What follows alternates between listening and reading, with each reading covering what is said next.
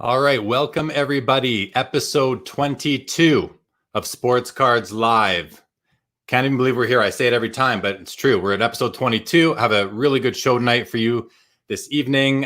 Steve Grad, lead authenticator at Beckett Authentication Services, and a man who is a veteran of over 100 episodes of Pawn Stars on the History Channel, will be joining us shortly. Just going to do a little bit of some quick announcements here. So first of all, this past weekend was an amazing weekend at the Virtual Expo. Anybody out there who's watching right now, if we did any deals, and I did final count, I did 35 deals in 2 full days sitting right here. It was a ton of fun. I want to thank everybody who came and hung out with me at my booth.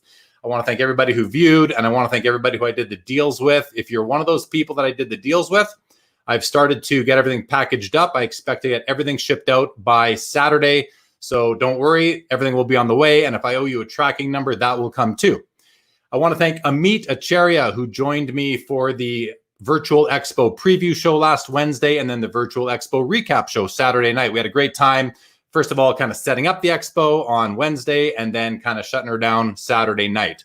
The show was a ton of fun. We both had successful shows, and we can't wait for it to happen again. Want to let you guys know, coming up on Saturday, my guest will be Paul Lesko. Paul is the preeminent legal analyst for all the cases involving the hobby. So he will be joining us, and we're going to get into some pretty interesting stuff then. And then on July the 1st, which is a week today, my guest is a gentleman by the name of Chris McGill. He is one of the founders of the House of Jordans podcast and YouTube channel, and as well as a co-founder of the recently released, as of yesterday, Card Ladder. You'll want to check that out, and you'll want to check out Card Ladder, and you'll want to check out the show with Chris next Wednesday. All right, let's bring out tonight's guest. His name is Steve Grad. Steve, welcome to episode 22 of Sports Card Live. It's great to have you. How are you doing this evening, my man? Doing good. Great to be here. Thank you. Thanks for joining, Steve. So listen, before we get into the good stuff here and kick it off, let's just talk about it. So I've known you for a while. I didn't cold call you to come on the show. I just texted you up, said, hey, bro, you want to come on my show? And you were like, anything for you, bro, anything for you. So thanks for being here. We had to reschedule. You actually had to go take care of some business in Arizona when you were supposed to be on the show last week. So thank you for making it a priority to come back on. Greatly appreciate it. Absolutely. So, yeah, man. So you and I, we go back about 10 years, I'd say. We first sort of met at the Nationals. You had your buddies with my brother down there and some of his fellas. So I met you that way. You've come up to the expo. We've hung out at the expo. You're the third guest I've had on the show who was in that now infamous poker game back in 2012 in Chicago. BG, Brian Gray of Leaf was in that. Jeff Wolf, who was from Iconic, who was my guest a couple of weeks ago, was there. And we've spent a lot of your birthdays together, man. I'm not going to ask you how old you are, but I'm gonna show. Yeah, no, it's okay. You should know. I should know. Yeah, you should know. Let's just show some of the guests. I've got some pictures in my phone going back as far as 2012. So let's just bring these pictures up. All right, we'll start right here. So if you can see this, everybody, this is at Tavern. What's it called? Tavern on the Green? Tavern on Rush. It's on Rush Street in Chicago. It's kind of like on a Russian division almost. It's a great little area, and it's a lot of outdoor seating, and they open the windows upstairs. We always sit upstairs when we go there. It's a great place. Yeah, I love it there. We've had some great meals there over the years. Oh, yeah. This was one of the first times we were there together. And, I knew you before that, but it wasn't until after that you started on Pawn Stars. And I've been a fan of Pawn Stars since inception. So when I learned that you were joining the show, I thought, how cool is that? A guy I know is going to be on the show. So here we are sitting at a tavern. This is a tavern. And that's my phone on the table with you on it. We're watching you on Pawn Stars, which I thought was kind of funny. Back in the day there. Okay, you're horrible. Okay. Yeah. So this is 2000.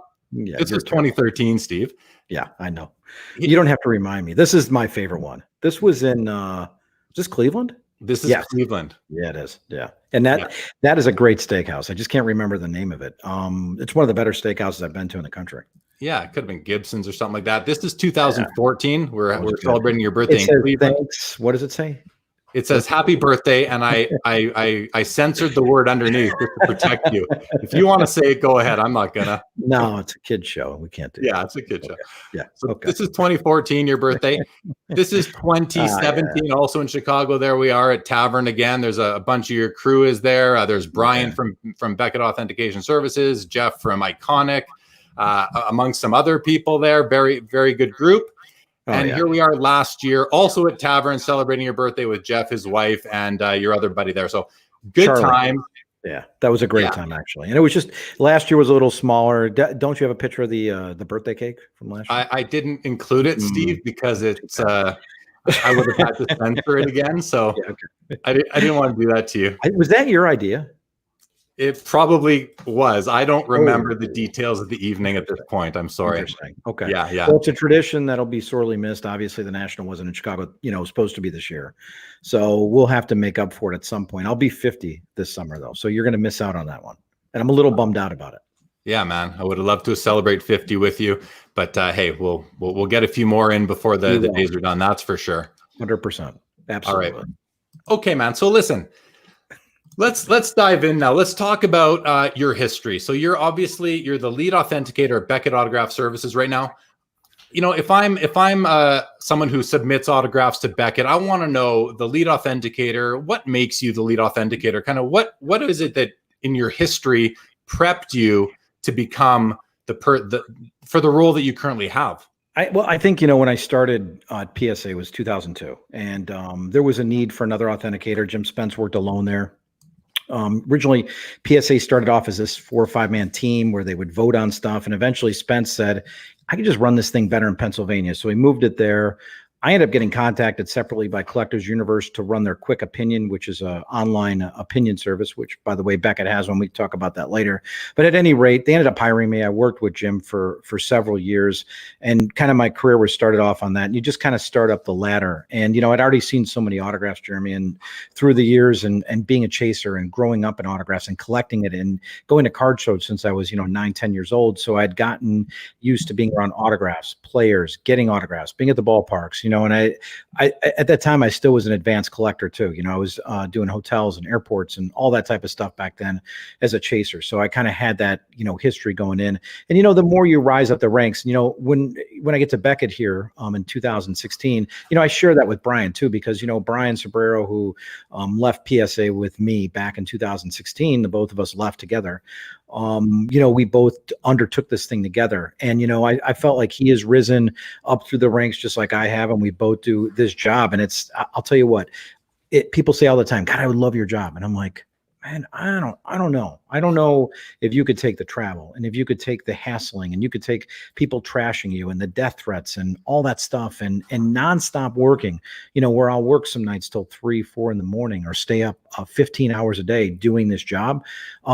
Some people might be like, well, maybe I don't want it, because it's all that stuff coupled together. What I've learned to do is mature with the job as years going on. And I mean, maybe I do act immature around my friends, but quite honestly, I've learned to mature a little bit with the job. And you learn to, the people that bash you and trash you for years, and it's been happening for years and years and years. I don't even pay any attention to them, man. I just go like that. They're all useless to me. You go ahead, trash me all you want. The only thing I ask you, if you trash me, if you want to, feel free to, just make sure you get it right. Okay. So if you want to get the facts right, make sure it's correct. And that's what I've called out people on that many times in the past. You want to trash me, go ahead. That's your right to do that. But at least make sure you have the facts right. And I'm okay with that. Yeah. Okay. Hey, that sounds very fair to me. Yeah. So are you a card collector? Were you ever a card collector? Because you're with Beckett Authentication Services, you're obviously in the autograph authentication business. You don't grade cards. You don't work for BGS, Beckett Grading Services. No. You work for BAS. Are you a card collector? Were you a card collector? Yeah, it was for years. It's how we really started off. Football cards, Star Wars cards, baseball cards, basketball cards. So I started off with all that stuff. I remember opening up the 86 Flair boxes, and I remember doing all that. And I remember asking Jordan to sign that card, so I remember all those years of collecting. I remember, there was a show, Jeremy. I don't know if you guys had it in Canada, but I think it was Dick Cavett had done a show on HBO, and it was kind of like a hour show or special. And it was early days of HBO, probably back in like 80, 81. But one of them, they featured baseball card collecting. And they had the Beckett, the two guys that did it, Beckett and Smalling, Price Guide. And I was like, whoa, you know, I'd already gone to some shows. I started seeing that stuff, started going crazy for it. And that whole craze started with me, started collecting cards, getting packs. I mean, I was all for it. And, you know, I was a card dealer too, back in the 80s. And then I segued into the autographs full time. So I did collect cards for a long time. I mean, my favorite card I had a 57 Mantle that was really nice. It was given as a gift to me by one of my dad's friends. Just pulled up a bunch of his old, you know, that was the thing. You wanted to find like a shoebox at a flea market. We always thought we would do that, and we never did. My brother and I. It was very disappointing. Both of us really wanted to find that shoebox. We never. For sure. You hear about all these finds nowadays, the garage finds, the attic finds, and we all want to find one of those. That's for sure. That's for Absolutely, sure. Yeah. So you're also, you know, besides being an autograph expert, a former card collector, you're also pretty well known for being one of the world's preeminent Star Wars collectors. What, you know, talk about that a lot. I know you've got some you've got some people watching, fans of the show, being Pawn Stars. Why don't you speak a little bit about your Star Wars collecting, kind of where you started and where you're at now? Actually, you know what? I started off a lot different than most Star Wars autograph collectors. First of all, I loved it. And I never started doing Star Wars autographs up until about 92. Harrison Ford was in Chicago where I lived, and he was filming this movie called The Fugitive, which I'm sure you've heard of. Many people have seen it. Well, he basically set up camp in Chicago for like, you know, 4 or 5 months filming, maybe 6 months. It was a long stay where they filmed most of The Fugitive in Chicago. Ford was based there. He'd leave for the holidays, come back, but we knew his routine. We knew where he was staying. We knew pretty much his whole routine. And Harrison Ford is the first Star Wars autograph that I got, other than Kermit. Okay, so Kermit Eller would go around and play Darth Vader at Sears and JCPenney and do appearances. That doesn't really count, but Harrison Ford was the first cast member I got, and that started the whole craze. Ever since then, dude, I've traveled to Europe 8, 9 times to go do autographs for Star Wars. I've traveled to New Zealand. I've traveled to Australia. I've traveled to Canada. I've traveled to all over America. I've done signings with behind the scenes people, main people. I've been to people's homes. I've been all over. I've done signings in cars, you know, on trunks, you name it. I've done it with Star Wars, and I've been obsessed with it for years. I feel I've kind of hit the pinnacle of it. There's not much more left for me to do. I don't really do the new stuff anymore. I kind of tone back on that, though The Mandalorian is something I'm very interested in, but I just kind of like scale back a little bit. I mean, the stuff is so immense and it's so crazy. And after all this, you know, I sit back and kind of wipe my brow and be like, wow, I did all that. And I want to write a book about it someday, because I think some of the stuff is neat, and I think Star Wars fans and autograph collectors would appreciate it, you know, kind of like one man's journey to put this collection together. So I think someday I'm going to do something like that. And everybody always says they're going to do a book. I've co-authored a few, but I want to do my own on Star Wars. And it's just not that, you know, I collect Indiana Jones and Blues Brothers, and I still like collecting autographs. It's fun. It becomes an obsession. You know how it is being a collector. You become obsessed with something. For sure. So it gets a little crazy. Yeah. Yeah. So I don't know when the episode was on Pawn Stars, but there's a recent episode I saw where you actually come in as someone trying to sell something to the shop, to Rick, and it's your collection of autographed Star Wars cards. I have to ask, and this question just popped in my mind. Was that ever going to get sold? Quite honestly, if he had made the right offer on both pieces, he was really close, I would have sold both.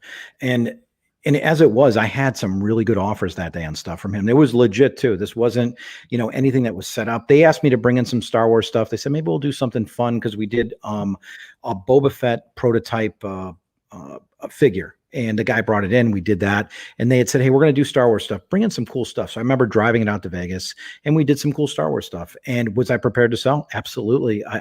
If you remember, I had a huge Death Star piece on there too. I sold that, I want to say about 2 years ago. To fanatics who needed a Star Wars catchy piece around the release of Solo, the Star Wars movie. And so I said, okay. So I sold it to him. I said, you're going to pay a lot. You're going to overpay for it, but it's a great piece. So I did end up selling that for pretty good money. I was very happy with it. I didn't really want to get rid of it, but you know, I was like, I can't really turn that down. I'll never get that kind of money again. The stuff that Rick was really interested in, he was legit interested in, because he understands the value of that stuff. Yeah. Yeah, it's funny because you say he understands the value of the stuff, but when people bring Star Wars stuff on, he always calls you to come to the shop to give your opinion on, number one, the authenticity and also the value. But you know, but I hear what you're saying. He understands there is value in these items. I'll tell you this much, and you mentioned that just right there. It aired in December. We filmed in October. We filmed in England. And this is the coolest stuff I've ever done in my life. Original cast Star Wars poster with just a credited cast. We saw Luke Skywalker, his lightsaber, the medal, or not the medal that Han Solo was given at the end of Star Wars, Carrie Fisher's necklace from Star Wars. And we saw that stuff in one day. And then we filmed again and we did Han Solo's blaster. I mean, this is actually was one of his blasters used by the place that made it, by the guy that made it. He was there with them. Rick was really into it. He just wasn't into the $1 million price tag. So right. He had to back off of that a little bit.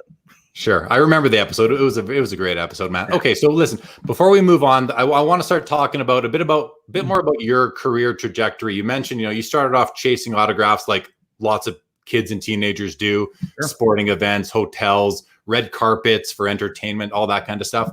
Before we get to that, we're going to go to some of the comments that have come in, run through, see who's all in the house. When I posted that you were the guest, Josh said that's a big guest. Well, he's not that big. He's a lot smaller than he used to be, but he's still a big guest. I agree. Thanks, Zach Josh was looking forward to it. Jeff, welcome. Hello. Josh in the house. Welcome, Josh. Hey, Ronnie, how's it going, buddy? Joel Alpert's and then my favorite grad cap there. One of your buddies for sure. Yes. Scott, good evening, Scott. Yep. You know what? Steve's done this before. That's why he has the professional mic. Joel might have been in that poker game back in Chicago in 2012. I can't remember who else was around that table. He's a pro, by the way. You got to be careful of him. He'll take your money. Yeah. Okay. Yeah, okay. Yeah. Challenge accepted. Oh. Scott, welcome to the show. Josh says, "Who's one of the most difficult autographs to get from Star Wars? Who's top first one off your mind?" The most difficult to get from Star Wars is probably Des Webb. Des Webb played the full-size Wampa in Empire Strikes Back. I've seen one autograph of him before. He's dead, but they actually made a full-size Wampa costume. This guy was huge. They basically used very little of his footage. They refilmed a lot of it. They did pickup shots. He's a tough autograph. I'd love to have him, and I don't. Because you want everybody that was involved in the movie, don't you? Yeah, I really do. I mean, I really want to have like the main people. Like in the first Star Wars, Graham Ashley was a fighter pilot. He died literally right after the movie came out. His autograph's really tough to find. Stuff like that I really like to get. You just don't see it a lot. All right. Jeff wants to know, what did Rick offer you for your Star Wars stuff, and what was the magic number you were looking for? I think Rick offered me for the poster and for the set. I think he offered me 150,000, I believe, and I would have taken 200. Okay. So, I think it's worth every penny. I mean, if you could put together a full Star Wars signed set from '77, knock your shoes off. Go ahead. Let me know how it works out. It's tough. Yeah, tough. Scott remembers, says that was a cool episode. My buddy Amit, pretty cool stuff. Yes. Joel told him he had to watch. Well, thanks for watching, Joel. Subscribe to the YouTube channel too, please, Joel. I'd appreciate that. Thank you very much. And thanks to everyone who has. If you're watching, you probably have by now. If you haven't seen the show before, please subscribe to the YouTube channel. Thank you very much. Amit this is a good question. Did you ever feel awkward chasing any of these autographs? Yeah, there's always that time where you feel like, God, man, I'm better than this. Typically, I'll tell you the truth. It's when security tries to make you feel like you're worthless, and most of the time, honestly, it's like a rent-a-cop or people I'm like, man, I make more than these people and they're treating me like crap. That's when I don't feel good about it. Waiting at 2, 3 in the morning for someone. But at the same time, the satisfaction of getting it's cool. But yeah, those times when it's like, I don't like doing this. It's like I'm almost looking in a mirror at times and be like, this is not good. Right. Okay. Yeah, I get it, man. I get it. Joel's playing poker right now while he's watching the show. Joel, focus, buddy. Focus. Richard Ho. Hey, Jer. Hey, Steve. I got to meet Steve at the last Star Wars celebration. Good to see you on Sports Cards Live. There is a crossover fan. Very cool. Very cool. Good to be here. Great show. Joel says, I haven't even read this yet. Let's see what it says. Let's hear you talk about my favorite subject. How can we get the FBI involved to clean up the counterfeit autograph market on eBay, Amazon, and elsewhere on the web? It is out of control. That's a big topic. Let's come back to that. All right.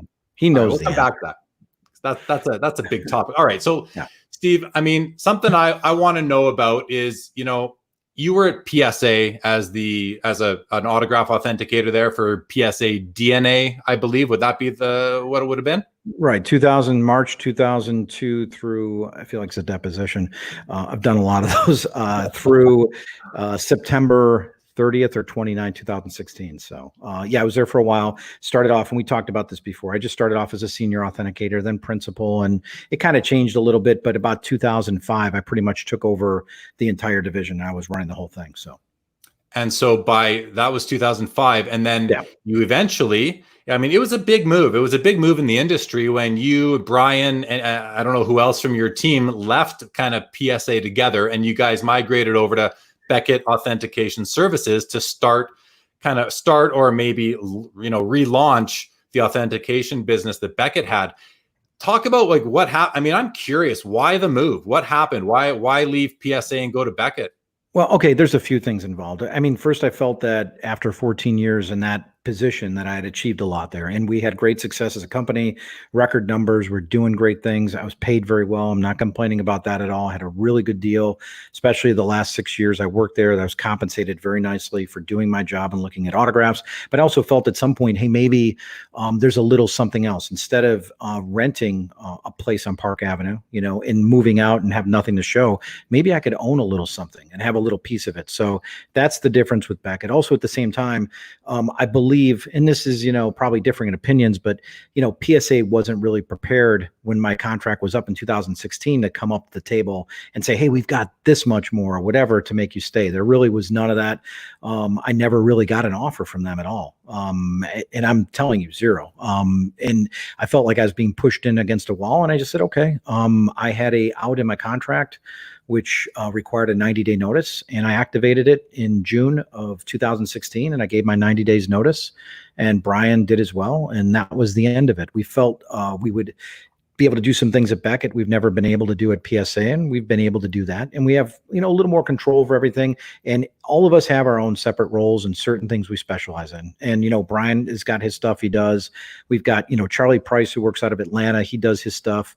Patrick does a lot of the entertainment stuff. Larry works with vintage stuff, and he works out of our office. So we all have our different specialties, and that's been the good thing about Beckett. Of course, there's growing pains. There's things we want to improve. There's things we want to change. And I will tell you, I know the card grading business is competitive too, but the autograph authentication business, there's essentially just 3 companies that do it reputably, at least to some extent. I'll say that it's competitive. There's other companies that do it, but I don't give them much credence. So I'll just say it's a very competitive business, and I feel we stay on top of it. But I go back to this again, like when people say, oh, I'd love to have your job. I'm like, no, you wouldn't. It's nonstop, constant. And, if I could tell you, I was in Dallas a week and a half ago.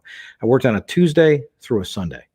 I worked 80 hours in that span, and I barely slept. I worked, and I left, and there was still enough work to keep me there another week. So it's just nonstop work, travel, and it's gratifying at times. The stuff I get to see, sometimes it gets lost in the shuffle, to be honest with you. I mean, today I was at SCP auctions. I saw Jordan game used signed shoes, Kobe signed game used shoes, Jordan signed Sports Illustrateds from college, his rookie year. It's just like all this great stuff I get to see all the time. Sometimes I take it for granted, but man, I am lucky to be able to see that, so I'm very thankful for that. But that's kind of the path up to Beckett. And Jeremy, they needed an autograph division.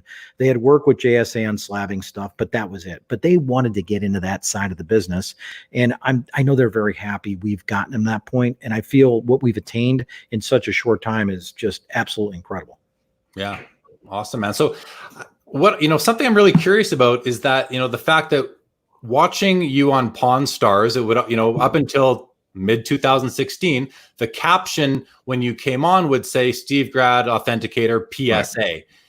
I would think that PSA would really like that sort of free attention that your appearing on Pawn Stars would bring the business and the brand overall. So when you say they didn't even there was no offer or anything for you, and then you just were able to go to Beckett. Beckett must have loved that. Like, did Beckett see value there that PSA didn't see? Yeah, they've seen a lot of value in it. And I think PSA appreciated it first, but I will tell you, and I could segue into that a little bit, is the job on Pawn Stars was offered to me originally in 2009 when they filmed the pilot. I was offered the pilot. Our company was, and they wanted me to be on it. Company turned it down. They had another project in mind. And also at the same time, I don't know if management wanted association with a pawn shop. They really didn't know what they were getting into. Well, they kind of blew it. Show took off, and there's so many funny interactions between 2009 and 2012 range where the pawn shop would randomly call PSA DNA up or call customer service and say they wanted us on the show, but we had to pay them money. And it was all this crazy stuff. I don't even know how that stuff happened, but they had Drew Max on. Drew Max has passed away. Drew Max was AAU Authentications. And listen, you could go Google him. There's a long line of issues and problems, and he had many problems on the show. In 2012 they kind of cut ties with him. 2013 it was a really nice thing actually that my boss at PSA said, here you go, just call this number. And it turned out to be the casting department for Pawn Stars at Left Field Pictures. They wanted me to be on the show. So and literally like a week and a half later, I'm in Vegas filming. So it started off like that, 2013. And the great thing is the autograph stuff is very popular on the show. It just seems to attract a lot of attention. So I've probably filmed roughly about 130 or 140 different scenes for shows. I think 112 or 15 have aired, something like that. It's hard to keep track of them, to be honest with you. And I don't take that for granted. I think it's great though. We come on with Beckett Authentication. I have my shirt on. They mention it in the lower half, they call it. We get mentioned in the credits. And it's just something great to put next to our name at the company. And I think that's a great thing to have. I'm not sure, PSA, I felt like some of that stuff got lost in the shuffle. And quite honestly, I think they wanted me to have a vehicle at some point to have the own show. And that kind of faded for the whole company. It's tough to do a show about our industry. It just doesn't seem to ever take off. I've seen people do scissor rolls and I've been part of them. They just don't work. But being a little part of this Pawn Stars thing has made a big difference for me, obviously my career, but also for Beckett Authentication. I mean, you look at this much, Jeremy, we started off with the name. That helped a lot. Having the Beckett name means a great deal. Okay. But then having it all over TV and just promoting it like crazy. And we are, overtaking all these other authentication companies in such a short time. So yeah, it's paid off greatly. So speaking of the other authentication companies, I'm curious, because when you and Brian left PSA, they were now without their top two authenticators, I would argue. Yeah. What do you know about the people that replaced you, and are they as qualified as you guys were? And I don't feel, no, I don't. And they essentially what they had to do was go out and hire autograph dealers, and they did that. And they brought in some autograph dealers to do things, guys that had limited experience in really authenticating autograph. And I'll tell you the truth, I think it's shown. And I don't want to sit here and trash the guys or whatever. And I do know some of them personally, some of them I don't know. I think in some cases very unqualified to be making opinions on stuff, but hey, they're going to let it ride and let them do their thing. That's fine. The one thing I've really learned about is I don't need to look in that rear view mirror. I'm going to throw the rock behind me and just keep moving on. So it was a great career. I wish everybody the best of luck. I made so many good friends, Jeremy. And that's the thing that, it's not the people that you would see at shows, behind the scenes people and great friends. I traveled so much with these people. And then, one day it's all gone. But the great thing is that not now during COVID times, but before COVID, I'd fly back from a Chicago show back to Orange County or somewhere, and half the staff that I used to work with would be on the flight. So it'd be nice to see everybody and catch up. So I don't like to get in the trashing game. I just don't think they're highly qualified to be authenticators there. And you know what? Maybe they're finding that out. Maybe they're not. I don't know. All I know is what we're doing and focused on, which I think is good things. So sure, like I said, man, competitive is like an understatement. Yeah, and maybe they have gotten better since they started and will continue to improve on their skill set as well, right? I mean, maybe. I don't know. Yeah, but probably not. Okay, fair enough. So I was going to talk about kind of what's exciting about your job. I think you've already given us a good taste of that. So let's skip ahead to the next topic I have, which is, when you're authenticating autographs, one of the reasons is to spot the fakes. So yeah. You've obviously spotted your fair share of fakes. I'm curious about a couple things. Number one, is there a fake rate that you're aware of? Like, is it 1% or fakes, 2%? But before you answer that, I also want to kind of know, how has your job sort of forced you to deal with when there is a crime going on or a fraud going on? Have you ever testified in court, been a witness in court? Ever been involved with the FBI, anything like that? You alluded to that earlier. Why don't you speak to those sort of interesting topics? So about 2014 or 15, well, actually started way before that. We've done some stuff. We did a sting operation with an auction house and a guy who bought stuff.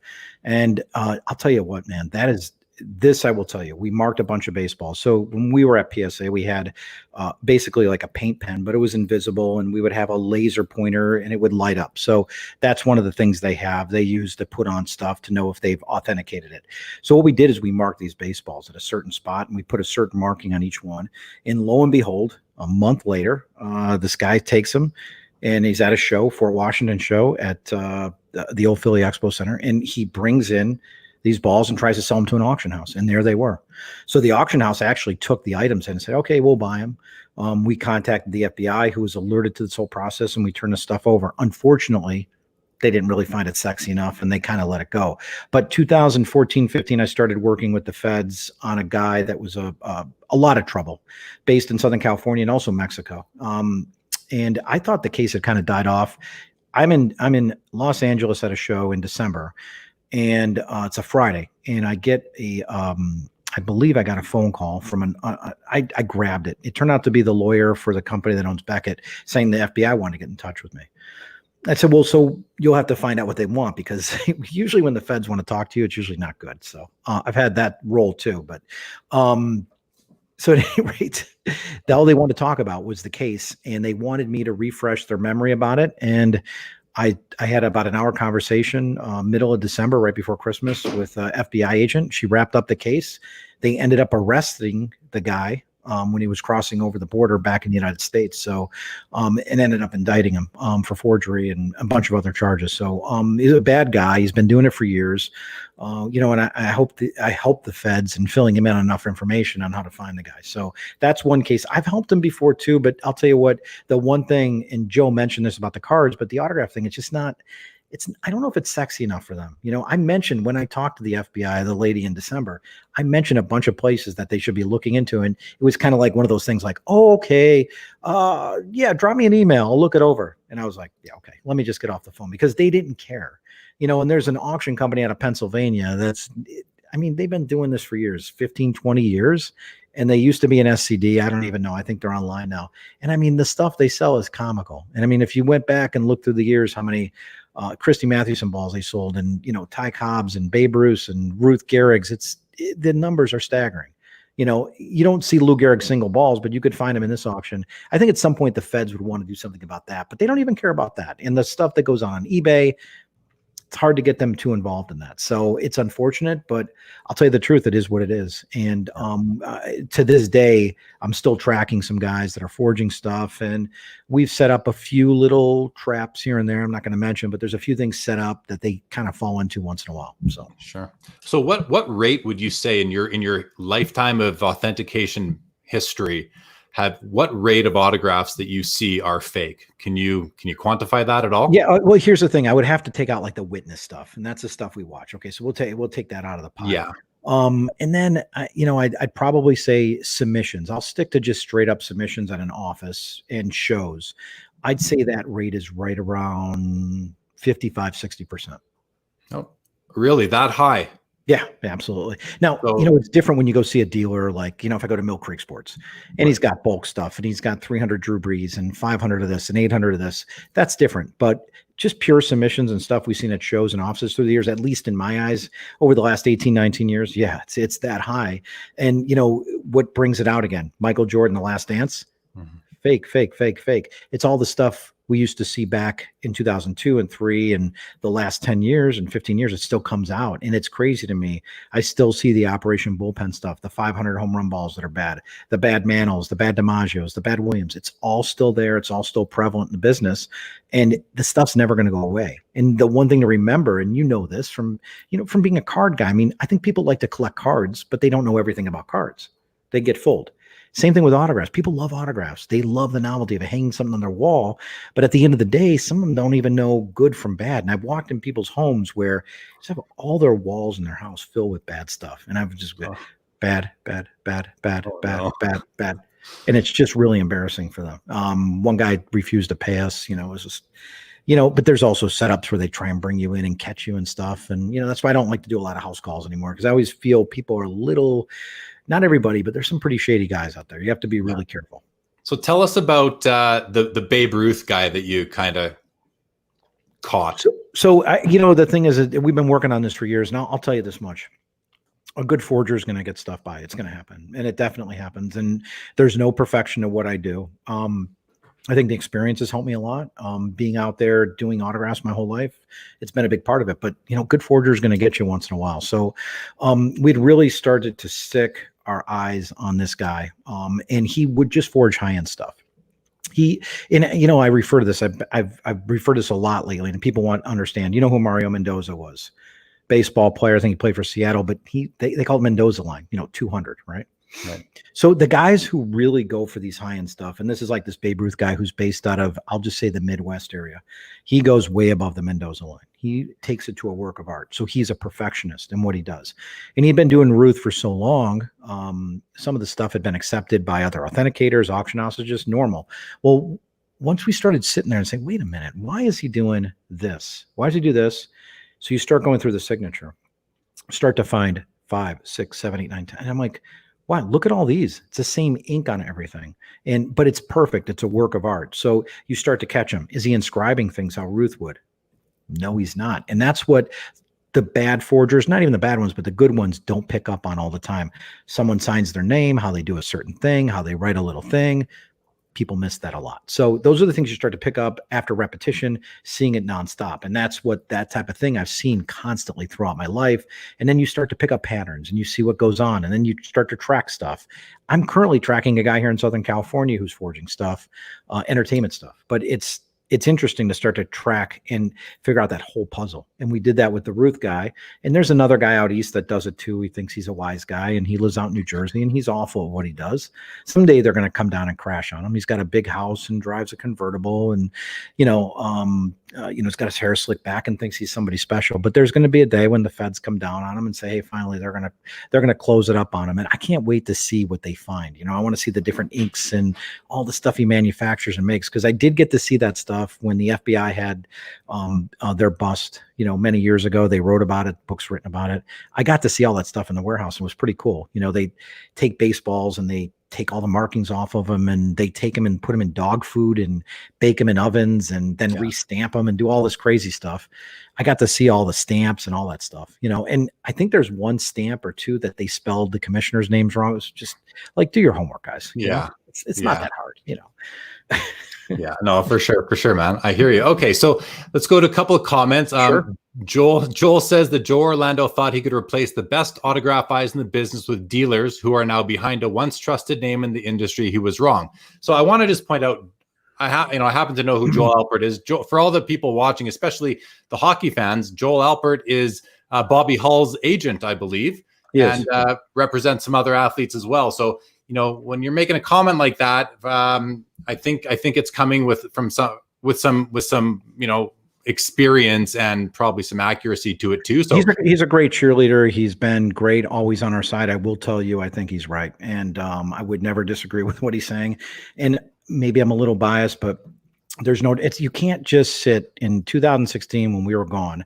It's hard to just slide someone else in and be like, okay, here you go. Here's what you have to deal with. Good luck. It's a lot. And it's daunting. And it's not just being an autograph dealer anymore and overpricing autographs. It's authenticating autographs and pulling the trigger on stuff. And it took me I will tell you this much, relating to the industry, Jeremy, it took me a long time to learn how to pull the trigger properly on stuff. Because if you get in that position, if you're the lead authenticator, principal authenticator, whatever it is, you got to pull the trigger. You can't sit back in the chair and just wonder what if. You got to start pulling the trigger on stuff. If you feel confidently, pull the trigger on it. If you don't, that's okay. But there's a certain type of person that can do it. And I learned that a long time ago. Right on. Okay, man. So regular viewer Billy here, he says, can you discuss how the compensation works for a grader or authenticator? You work 80 hours a week. Are you obligated to authenticate a certain amount of items during that time, or are you paid per item? Usually not paid. No, I'm not paid per item. I can't talk about the whole specifics of the contract and all that stuff. I don't even know what the graders make at Beckett. I know they work great hours. I'm more of like a integral piece to the puzzle there. So I have a vested interest. So I feel like, the work part of it is just constant. So I don't mind doing the hours, and it needed to be done, but it's just, I've always put in the time. Even at PSA, same thing. We always put in the time because I was always on the clock. For me, there was no downtime. So it's pretty much the same thing. Right. Okay. Makes sense to me. Yeah. So you said, you don't work for Beckett Grading Services. You work for and have a piece of Beckett Authenticate. You're a partner in Beckett Authentication Services. I am. There's a question earlier. I don't know if it's something that you can comment on, but I'll bring it up. And just, if you can't comment on it, fine. If you can, great. Amit wants to know, do you ever find it to be a conflict of interest to be a grading company that prices its own cards? And I mean, you're not part of that. So something you want to touch on or not? Yeah, I mean, I don't know if it is or not. I mean, I guess you could say in one way it is, but I'll just tell you the truth. And I know some people won't, agree with this or whatever, but I mean, there's no motivation to do that too. These guys are slammed. They're bogged down grading all the time. These guys are working, nonstop. They're also trying to get better at their skill. That stuff doesn't really play into it. That's Beckett Media as it is anyway. That's a whole separate division of the company. So you have Beckett Grading, you have Beckett Authentication, you have Beckett Media, and you also have CBCS, the comic book company. By what you're mentioning, are they, let's say that raising the price of cards or, in the grading thing? I don't think so, because these guys are too focused on other stuff, and that's not really their interest. I could tell you that from being at two big companies, because PSA also did the SMR when I was there, and there was grading in there, and Joe Orlando really did that stuff. The card graders, they didn't have time to do that stuff. The management down there, they're too busy. And it's the same thing when I'm at Beckett. These guys are working. They're working weekends. They're working long hours. They're trying to get everything right. They're trying to catch the bad guys too, by the way. So no, absolutely not. That doesn't come into play. And, I've heard and I'm not saying this is a crazy thing, because that's a great question, but people say, oh, you swap out cards and you do this. And I've heard that for years. And people have sued. When I was at PSA, people sued that company all the time saying, oh, you swapped out my 52 Mano. It was a 10 when you had it. Sure it was, of course. And it comes back as a 3. But, there's not a factory going on. They're not like doing that type of thing. They just don't. There's no time for it. If you guys understood how busy these companies were and how busy they could get, it just is out of control. I mean, you've seen the raw card review at shows. You've seen how that is. I mean, those guys don't even have time to breathe. They're not worried about that other stuff. Right. And that all makes good sense when you describe it like that in the context of, you've got the media division, you've got the grading, the card grading, you've got the autograph grading. It would be tough to coordinate that. I think to the question though, there's the perception is that it could be a conflict of interest, but practically speaking, you're saying it isn't. I think that I think that'll give comfort to a lot of people. If you understood how busy these guys were, and how busy the management team is there, that's the last thing from their mind. I mean, the submissions are coming in like crazy, and I know they come in crazy for PSA card grading too. So that's their focus, is getting stuff in the door, getting it right, and getting it out the door. Not, manipulation of prices or anything like that. Stuff goes for what the market bears usually, typically, if I'm right about that, because I've been in this industry forever, and that's usually what happens. Yeah, for sure. I think I would argue against a price guide really being able to set the value of cards. I think you're seeing values of cards being set on open markets, like an eBay sort of place, the good, the reliable comps at least versus what a price guide, which may already be almost a month old, can say. And then you've got all these, significant influencers out there right now talking about certain cards that's helping to drive up prices that I don't think any real magazine type of format can keep up with quick enough. So, and you're 100% correct. And that was the thing about the SMR, and same with the Beckett price guys. I mean, they're not made, they're not out every day. So, things change, things fluctuate, but to have that be the focus, there's no way. They like to keep it current and stay on top of it, but no, it's not there. Trust me.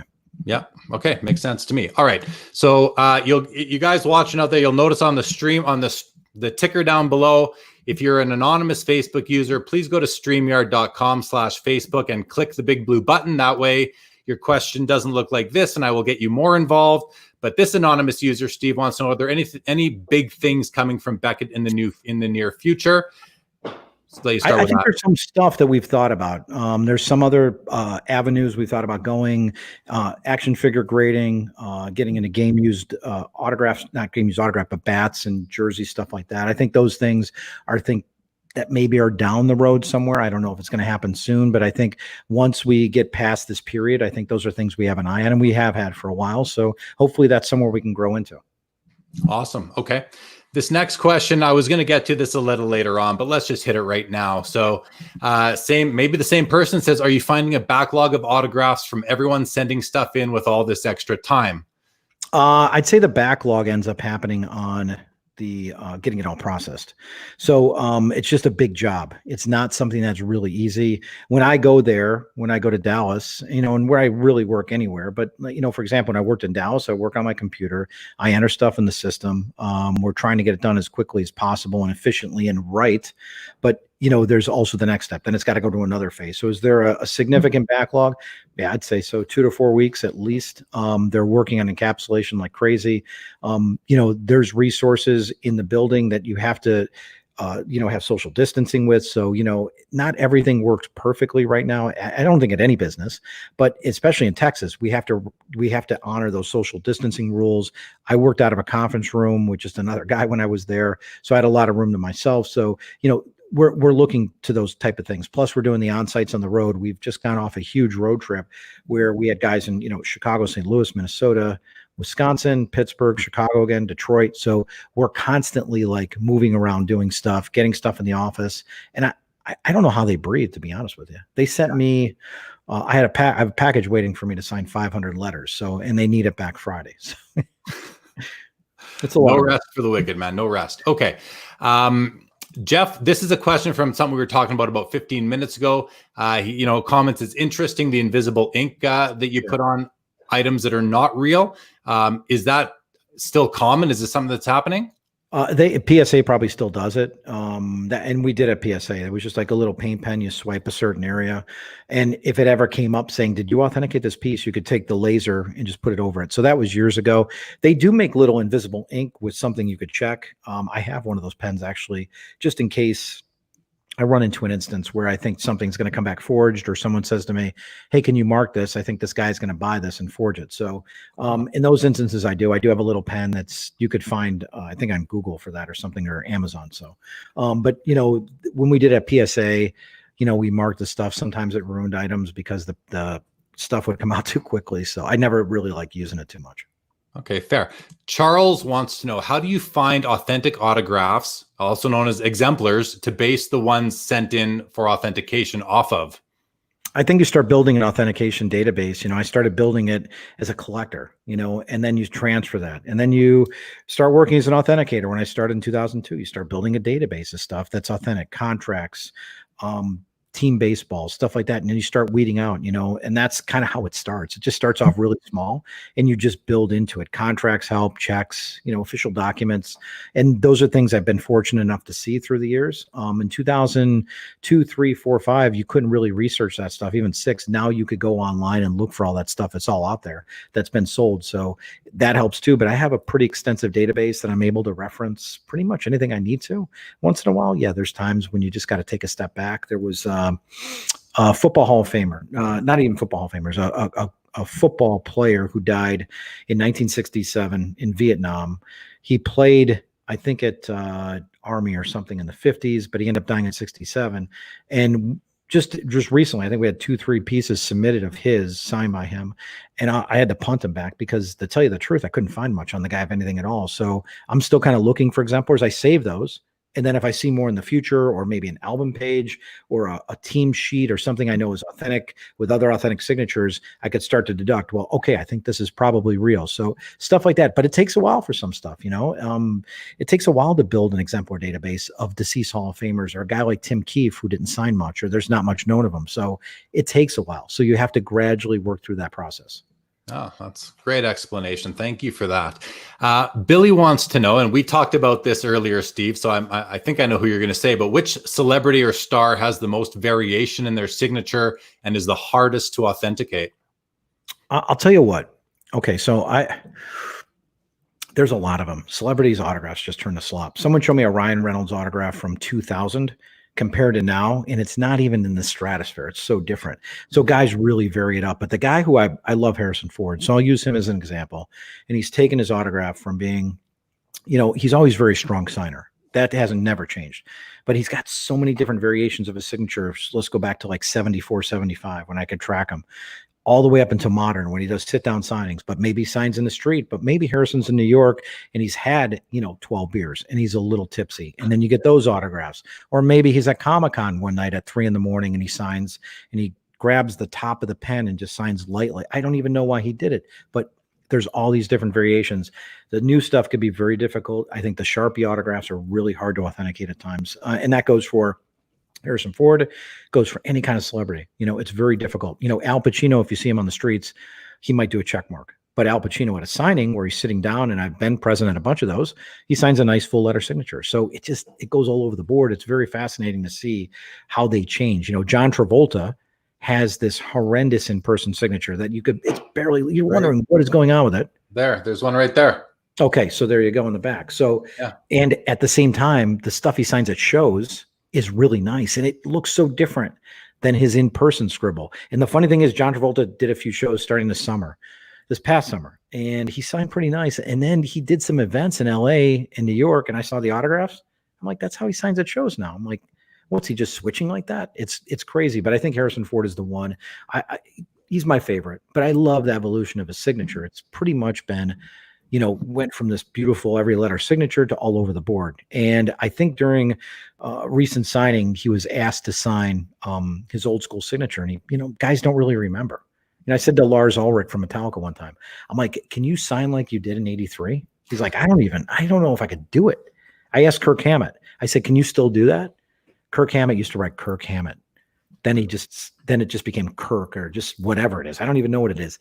And he doesn't know how to. So he just forgot, Yeah, makes sense. So it's cool to see the evolution though, dude. I love it. Tell the story about, I think you said it was Ben Affleck that signed 25 different ways for you quite recently. Yeah. So, well, not for me, but I witnessed a signing. Ben Affleck's first signing was about 2 years ago in Santa Monica, and Beckett Authentication was hired to come in and just witness his signature. And Ben got there and he was all really excited. He saw all the stuff laying out. He's like, all right, this is really cool, man. This is going to be really neat, And he goes, all right, what I'm going to do is I'm going to sign just a little nicer than I would on the streets. So he rips off about 100 Batmobiles, signing them as fast as he can. And it's a little nicer, I'll admit. Then he goes to sit down and start signing different. Interesting. Maybe 20 or 30 later, he's signing a little different. Then he's back to signing how he does in the streets. It just went all over the place. And the last this is something I did a video on. I think I did it for the Beckett Facebook page. He went in the last maybe 10 minutes and he did like 25 different autographs. They were all different. I'm like, how does this guy do that? And the guys who brought us in to do the authentication, the witness said, thank God you were here.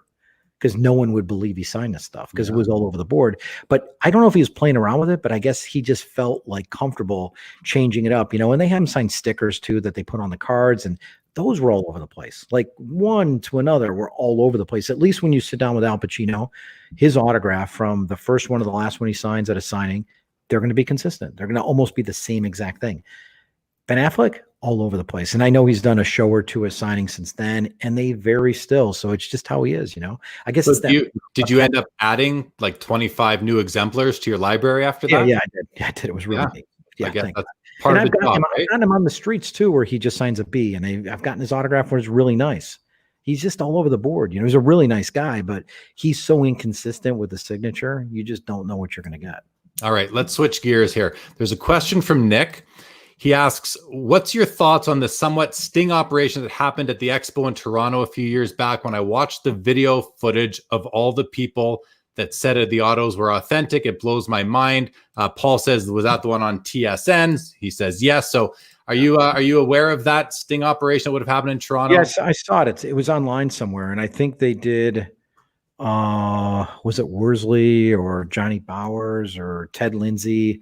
And I think they showed him faking them and then submitting them. And I know there's a company in Canada that does some authentication. Matter of fact, they set up at the shows there in Toronto, I believe. I've seen them a few times. They did get caught, and that does happen. That's been a common practice. They did it with JSA years ago too. I believe at a White Plains show or something like that in New York. So, it's happened. It's an unfortunate thing. They bring the thing up, it gets certified. And I think that did happen. And, there's a big forgery sting out of, there's a big forgery thing in Canada. I think those guys got kicked out of the Toronto show that were doing Bellevue and a few other players. And I know some of the stuff got certified recently by a big company. It wasn't Beckett. I knew years ago this stuff was bad. Joe Alpert could probably chime in on it too. He knows all the names. So that stuff is out there. What's crazy? What's really crazy? We had a conversation today. We had every Wednesday we have a group meeting. The Gordie Howe fakes are increasing like crazy. Oh, really? Yeah. And I mean, like, in the Detroit area. Talk about a guy who was always signing his name. Yeah. Gordie Howe fakes. I'm like, really? Not one or two, hundreds of them. So yeah, that stuff's So happening. buyer beware. Buyer Yeah. beware on Oh, Gordie yeah. Howe. Yeah, absolutely. And Bellevue, any of those kind of like older Hall of Famers. I mean, Ted Lindsay was doing signings up until he died. All those guys were, but people still fake them because you have to consider this much. Think about what they're putting into that signature. Think if they print off the photos at 60 cents each, they could forge Ted Lindsay, they could submit it, or they could just sell it even for a couple hours profit. So it's always this mindset where they're going to make money off it and do that. I know for sure that all the hockey guys watching right now are just so happy to hear you naming off all these vintage Hall of Fame hockey guys, including Johnny Bowers, which is actually just Johnny Bauer, but I'll call you on that, but that's it. Sorry. That's all right. That's all right. Is it Lemieux? Is it Mario Lemieux? Even Johnny Bauer's rookie card says Bowers. So you're not alone there. He was a nice guy, and I spent a lot of time chasing hockey autographs. I put in my time, man. I did teams for years and years and years, and I chased old timers and got Wayne Gretzky and all that stuff. So I put in my time with hockey. I did plenty of it in my life. Cool. Jeff wants to know, what are your top 3 books that relate to autograph forgeries? The names of them kind of, I co-wrote one when I was at PSA, and I can't even think of the name of it, but it was like the top 100 baseball autographs or something. I did that. Charles Hamilton was an autograph guy, dealer, kind of expert out of New York. Unfortunately, I think like the latter end of his career was a little tainted with some kind of shady stuff that didn't go too well. But he's written some great books. If you go look him up, go read about the Operation Bullpen. Read about that, the FBI thing. It's just a fascinating story. ESPN did a 30-30 on it. It wasn't that good. The only problem I had with the whole thing was Tim Fitzsimmons constantly, his FBI agent that was at the center of this and helped bring it all down, but kept saying these guys were great forgers. They were great at what they did. This was the Marino family who was behind all this. They were awful. I see that stuff and I call it amateur hour. Matter of fact, I saw one today. Saw Muhammad Ali done by them. And by the Marino family. It's awful. It's god awful. And I thought their fakes were terrible. So, that was the only problem I had with the whole thing. But the bust is cool. Go read about it if you get the chance. It's an awesome story. Sounds good. All right. Yep. There you go, Jeff, and everybody else listening. All right. Here's a question from Billy. I really like this question. Has there ever been a high-level professional authenticator caught either authenticating fake items for pay or faking them for their own items for sale? Not a professional. No, not that I'm aware of, and not the guys that. First of all, for one thing, there's hardly been guys that have ever done it.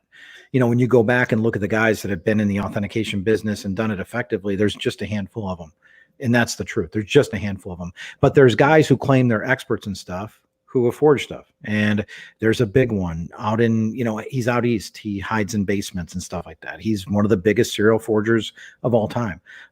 There's a guy in Florida who, lives behind guarded gates and evades subpoenas. He's another one. These guys are all involved in all this type of stuff. So, they've always been involved in kind of the underworld of the business. It's unfortunate, but it's there. Are they professional authenticators? No.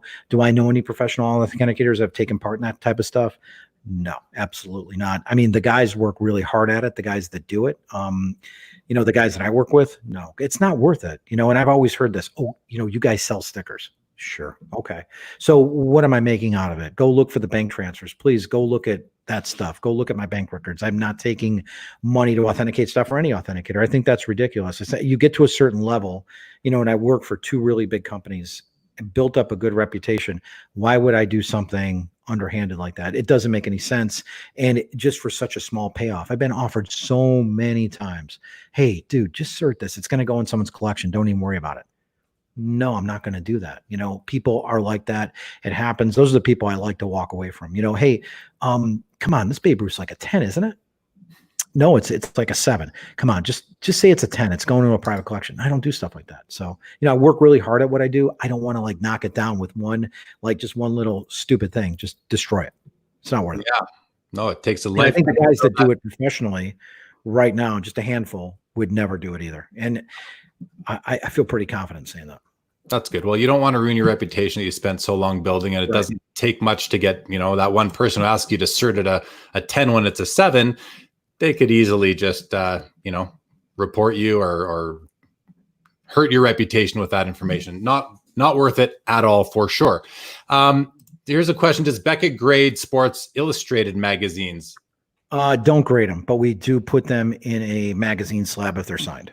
But we don't grade them. Like if you have a blank issue, we don't do that. It's not like a comic book where you're assigning a grade to the comic book or to the magazine. You will just authenticate the auto on the cover type of thing. Yeah, maybe that's something they want to do someday, but right. I don't think I want to get part of that. No, fair. Here's a question, Cardi C. What do you think of folks that are submitting a high volume of low dollar value submissions, both on the autograph side of things and straight up card grading? It's interesting. We get so much low end stuff for authentication. I think we offer aggressive deals. If you're a big bulk dealer, we'll offer you better pricing. People just like to get their stuff certified. I mean, if someone passes away, you've got this collection sitting here. What's your family going to do with it someday? Get your stuff certified. I don't know about the cards, quite honestly. I know the companies, there's tons of companies that submit them, and especially I've seen them at Beckett. I've seen the stuff when I was at PSA for years. I've seen all that stuff for many years. I just don't pay much attention to the card stuff. The autograph stuff, it's all in the eye of the beholder. Someone wants to get something certified, knock yourself out. I see so much stuff that comes in that's not worth getting certed, but I think people enjoy it. Yeah, I think they just want the uniformity in their collection, have everything graded, right? Yeah. Okay, fair enough. Fair enough. Glenn makes a comment. I knew there were autograph fakes in the hobby, but not to this level. I think he's talking about the Gordie Howe. Richard says, might have already been asked, but what would you say is the most faked autograph? It goes in ebbs and flows. Definitely Jordan. He's Jordan. Mostly the king, but Babe Ruth up there too. Babe Ruth, Jordan, Mantle. I think there's more fakes of Mantle than there are real. So those guys would top the list. Neil Armstrong, stuff like that's up there. All that stuff kind of makes the list, but right now it's Jordan for sure. I see so many bad Jordans, and I have for years. It's never ending. Joel made the comment, Meg Ryan. I think that comment is already a few minutes old. So that might have been when we were talking about your favorite person to authenticate or someone whose autograph changes. Which one was it? Well, Meg Ryan, my friend Andy's on the other side of this room with me. He's sitting over here doing some work, and he got Meg Ryan's autograph one time on his Top Gun poster. Was it Top Gun, Andy? Yeah, he's not paying attention, but it was a line. That was it. So then she did a signing, and her autograph was every letter. So it was but the autograph she signed, she just did a line. Okay. So sweet girl.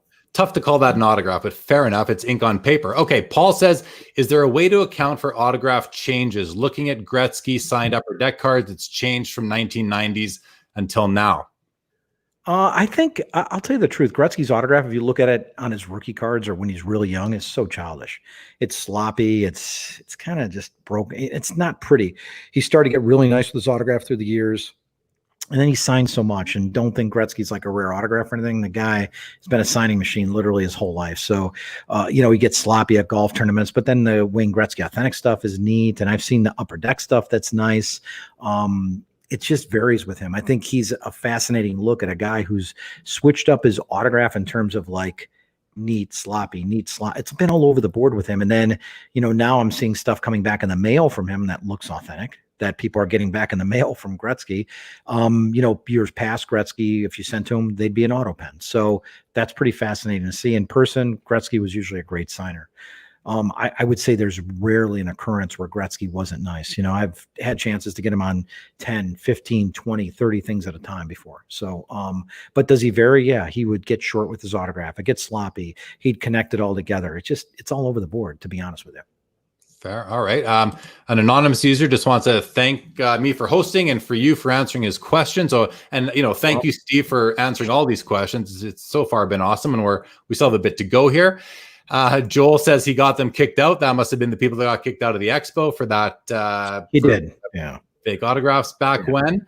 Richard says, I think it's Global Authentic. That must be in a comment in who the Canadian authentication company. No, it's not. It's not.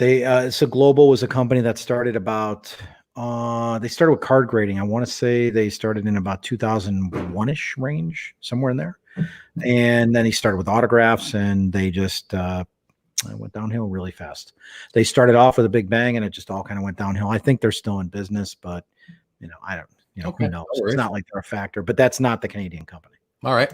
Paul says it's weird. I like autographs, but unless it comes from a pack of cards or I get it in person, I have little interest. I think that speaks to us as card collectors, Paul. Like, I'm the same way. I'm not a big autograph collector. I'm not an autograph collector at all. I have a John Travolta over my shoulder because I love Chili Palmer and what was his name in Pulp Fiction? I can't think of Vincent Vega. Yeah, I love those characters, but I love cards. And if a card comes autographed, I love it too. So I hear what you're saying, Paul. Jason says, I'll only buy the on-card certified autographs now because of forgeries. Well, better safe than I sorry. respect both those opinions too, and I do, but it also limits how your collection's going to grow and expand too. So you're limiting yourself too, but if that's the way you think you have to do it, then I respect it. That's fine. Collect whatever makes you happy. Yeah, exactly. Not everyone's going to cross over from cards to autographs or autographs. That's fine. Yeah, don't. Yeah. Yep. Jeff, similar to sports cards, what area and or subject of autographs are currently undervalued? Great question. Anything, any opportunities you see that you think are, has some room to grow? I think it's weird, with the autograph stuff. We see guys that just kind of hit it. I think some baseball stuff's been kind of low right now, right before the season starts. I always look at that, but it's hard to say. I mean, when you looked at the Kobe Bryant market. So Kobe Bryant retired and, his autograph kind of was okay. He'd done the Panini signings and he had done Scoreboard and Upper Deck and all this stuff in the past. And then he did a book. And, that's always the death knell for somebody. If they do a book, that's going to be bad because the volume of their autograph in the market's going to increase. And you have collectors that just don't care. They'll say, I'll take a signed book or a book plate or a cut over an album or whatever. They don't differentiate. So what it ends up doing to Kobe, kind of killed his value, and then it all shot up. It's hard to find that next guy. Who is that next guy? Could it be, it's not Bryce Harper because he barely signs autographs, doesn't have an autograph deal. It's really hard to pinpoint that. I kind of look to entertainment, and I look to the guys who are going to pass away at some point. Sean Connery is getting up there. Jack Nicholson, he's getting up there. And then you look at music. If you look at any old school rock guy that's still alive, a lot of them are passed, obviously, but they're in that like 70 to 85 range where you start thinking like, oh, how old is Keith Richards? How old is Roger Daltrey? Boy, Pete Townsend, he's not 24 anymore. Mick Jagger, he's had a heart attack or a heart setback. You start looking at some of the rock greats, Elton John, and you're like, these might be in good investments. And I think to an extent, some of that stuff is because I've seen the music stuff just increase in value literally tenfold over the last 15, 20 years, where stuff that, I put a lot of ink on paper of all these people. I've gotten all those bands before, Bono and U2 and Metallica and all that stuff. Their stuff just keeps going up in value. So I think it's kind of investing in the right things and looking at the marketplace and observing it and studying it and saying, okay, I'm going to start picking these things and invest in them. I don't think you could go wrong if you're finding the right things. You have to look at market trends, though. You have to look at what stuff goes for, and you have to see what it's been selling for. So, don't buy stupid. Don't buy John Paul Jones autographs from Led Zeppelin because he was the easiest one. Look for Jimmy Page and Robert Plant. Buy stuff like that. That's always going to increase. Iconic. I always say iconic stuff. Marilyn Monroe, John Kennedy, Clint Eastwood, John Wayne, stuff like that will always live in our culture, whether it's in Canada, United States, Europe. Those faces are known very well, and they will always live, thrive, and survive even after they're gone. So look towards the iconic people. So it's very similar to collecting sports cards in that, I always say to people, if you're going to collect cards and you want to consider it a long-term investment, you want to go with the iconic, legendary Hall of Famers, the people that will never be forgotten. A lot of Hall of Famers will be forgotten, but for the fact that they're in the Hall of Fame. But that who cares really if nobody cares about these particular athletes in terms of collecting them? I think. Yeah, if you're putting your money in Bob Feller, it's probably not the best move in the world. Okay, I'm just going to tell you that, in Duke Snyder. But if you're investing in stuff that are iconic, and Gretzky has proven that he's iconic. Wayne Gretzky is always going to be the greatest player in the NHL. Michael Jordan is going to be the greatest player in the NBA. Those are icons. Babe Ruth, stuff like that. You're not looking at a loss if you're investing properly on them. Never. Yeah, agree 100%, especially for cards, because that's what I know better. Okay, one more question, then I want to switch gears a little bit. Richard wants to know, what is the weirdest item you've ever authenticated? I get that all the time. I seemed, probably like a cup, like an athletic cup or a jock strap or a pair of underwear. I mean, or women's panties, which I've seen, like Pamela Anderson or whatever. That stuff is kind of weird. Bras. I have a client in San Diego who does stuff with, porn stars, and they have the weirdest stuff. He's getting the weirdest stuff signed. I'm like, I'm actually authenticating this. I'm like, what has happened to me? They call them the what they call them, stripper heels or whatever, signed by porn stars and stuff like that. I'm like, I'm actually authenticating this stuff. This is what my life's come down to. So it's interesting. So that type of stuff. Yeah, I would definitely put it in that category. Awesome. Okay, one more question, then we're going to switch. From Wisconsin, how many Jordans have you got in person from MJ at once? So I don't know if this question is submitted to you or that you've actually obtained yourself. I'll let you. Oh, I think obtained myself. I mean, back in the day, and I've talked about this a lot lately, Jordan was a fixture for autograph collectors. He was not tough. He was easy. And in Chicago, if you live in Chicago, the Bulls had to practice. And the Bulls had a practice facility called it was called the Multiplex. It was in Deerfield. And Deerfield was just outside Chicago. And that's where the Bulls practice every day. They practice at like a health club gym. That's where they held their practices. And if you watch some of The Last Dance, they had a lot of multiplex footage in there. And Jordan would just walk in the front of the health club. Like if you went to the gym and walked in the front, that's what Jordan would do. He'd park his car in the parking lot, maybe next to mine, and he'd just walk in. So we used to get him out there all the time. He was great. There was one day, I think it's still one of my favorites. I think I was about 17, 18 maybe. I know I was still in high school. My brother and I took the day off school. It was February. We bought a bunch of Jordan posters. We had them dry mounted. We had a Ford Bronco, drove up there, my brother and I in the morning. Jordan, we parked next to him, and Jordan came out after practice, and we said, "Hey, Mike, can you sign some posters? We have them in the car." He goes, "Yeah, sure." So we put down the back of the Bronco. He came over and he signed about 15 posters for us. He had no problem with that. Wow. So I did get Jordan on multiples before. If we were getting him at the multiplex, he'd sign maybe 5, 6, 7 at a time. Maybe some days it would be 2 or 3 if he was in a bad mood, had a bad practice, but he was great. Then we'd go to the airport for him. They'd fly commercial. We'd be able to do that all the time. Jordan was a regular at a lot of events in Chicago. So I was able to get his signature quite a few times back then. And I had a lot. I probably have like 20 or 25. The last time I got Jordan in person was 1993. And I was a member of the media. I was working the media, and it was for Wheaties. Wheaties did an event in Chicago, and they brought in Walter Payton, Mary Lou Retton, Jordan, Bruce Jenner, I think, was there. But they featured them all on the back of a Wheaties box. They had their Wheaties boxes on the back of a box. It was just a big collage. And they were all there talking about it. And I remember I grabbed one. They had the boxes flat. And I'm like, oh, I'll grab one of these, a keepsake. And then all of a sudden I see Peyton over there. And I'm like, well, I'll just have Walter sign it. I mean, no one's looking. If you're a member of the media, you're not supposed to be doing that. I mean, I was still in college and I got a press pass for this. So I asked Peyton. He goes, yeah, sure, he signs it. And Jordan had finished doing interviews. And I said, hey, Mike, I said, do you mind signing this? And he looks at me and he's like, man, what are you doing here? I'm like, what do you mean? He's like, yeah, what are you doing here? You have a job. Like, he recognized me from the autograph days. So he always was good about that, and he signed it, and I still have that. So maybe it was 92 or something. That's like the last time I got him. I got him after their first championship too. And that was, that's it for Jordan. That's all the stuff, all the stuff I got of Jordan was back in the 80s, back in the heyday. And it was a lot of fun getting him. And he was a good signer.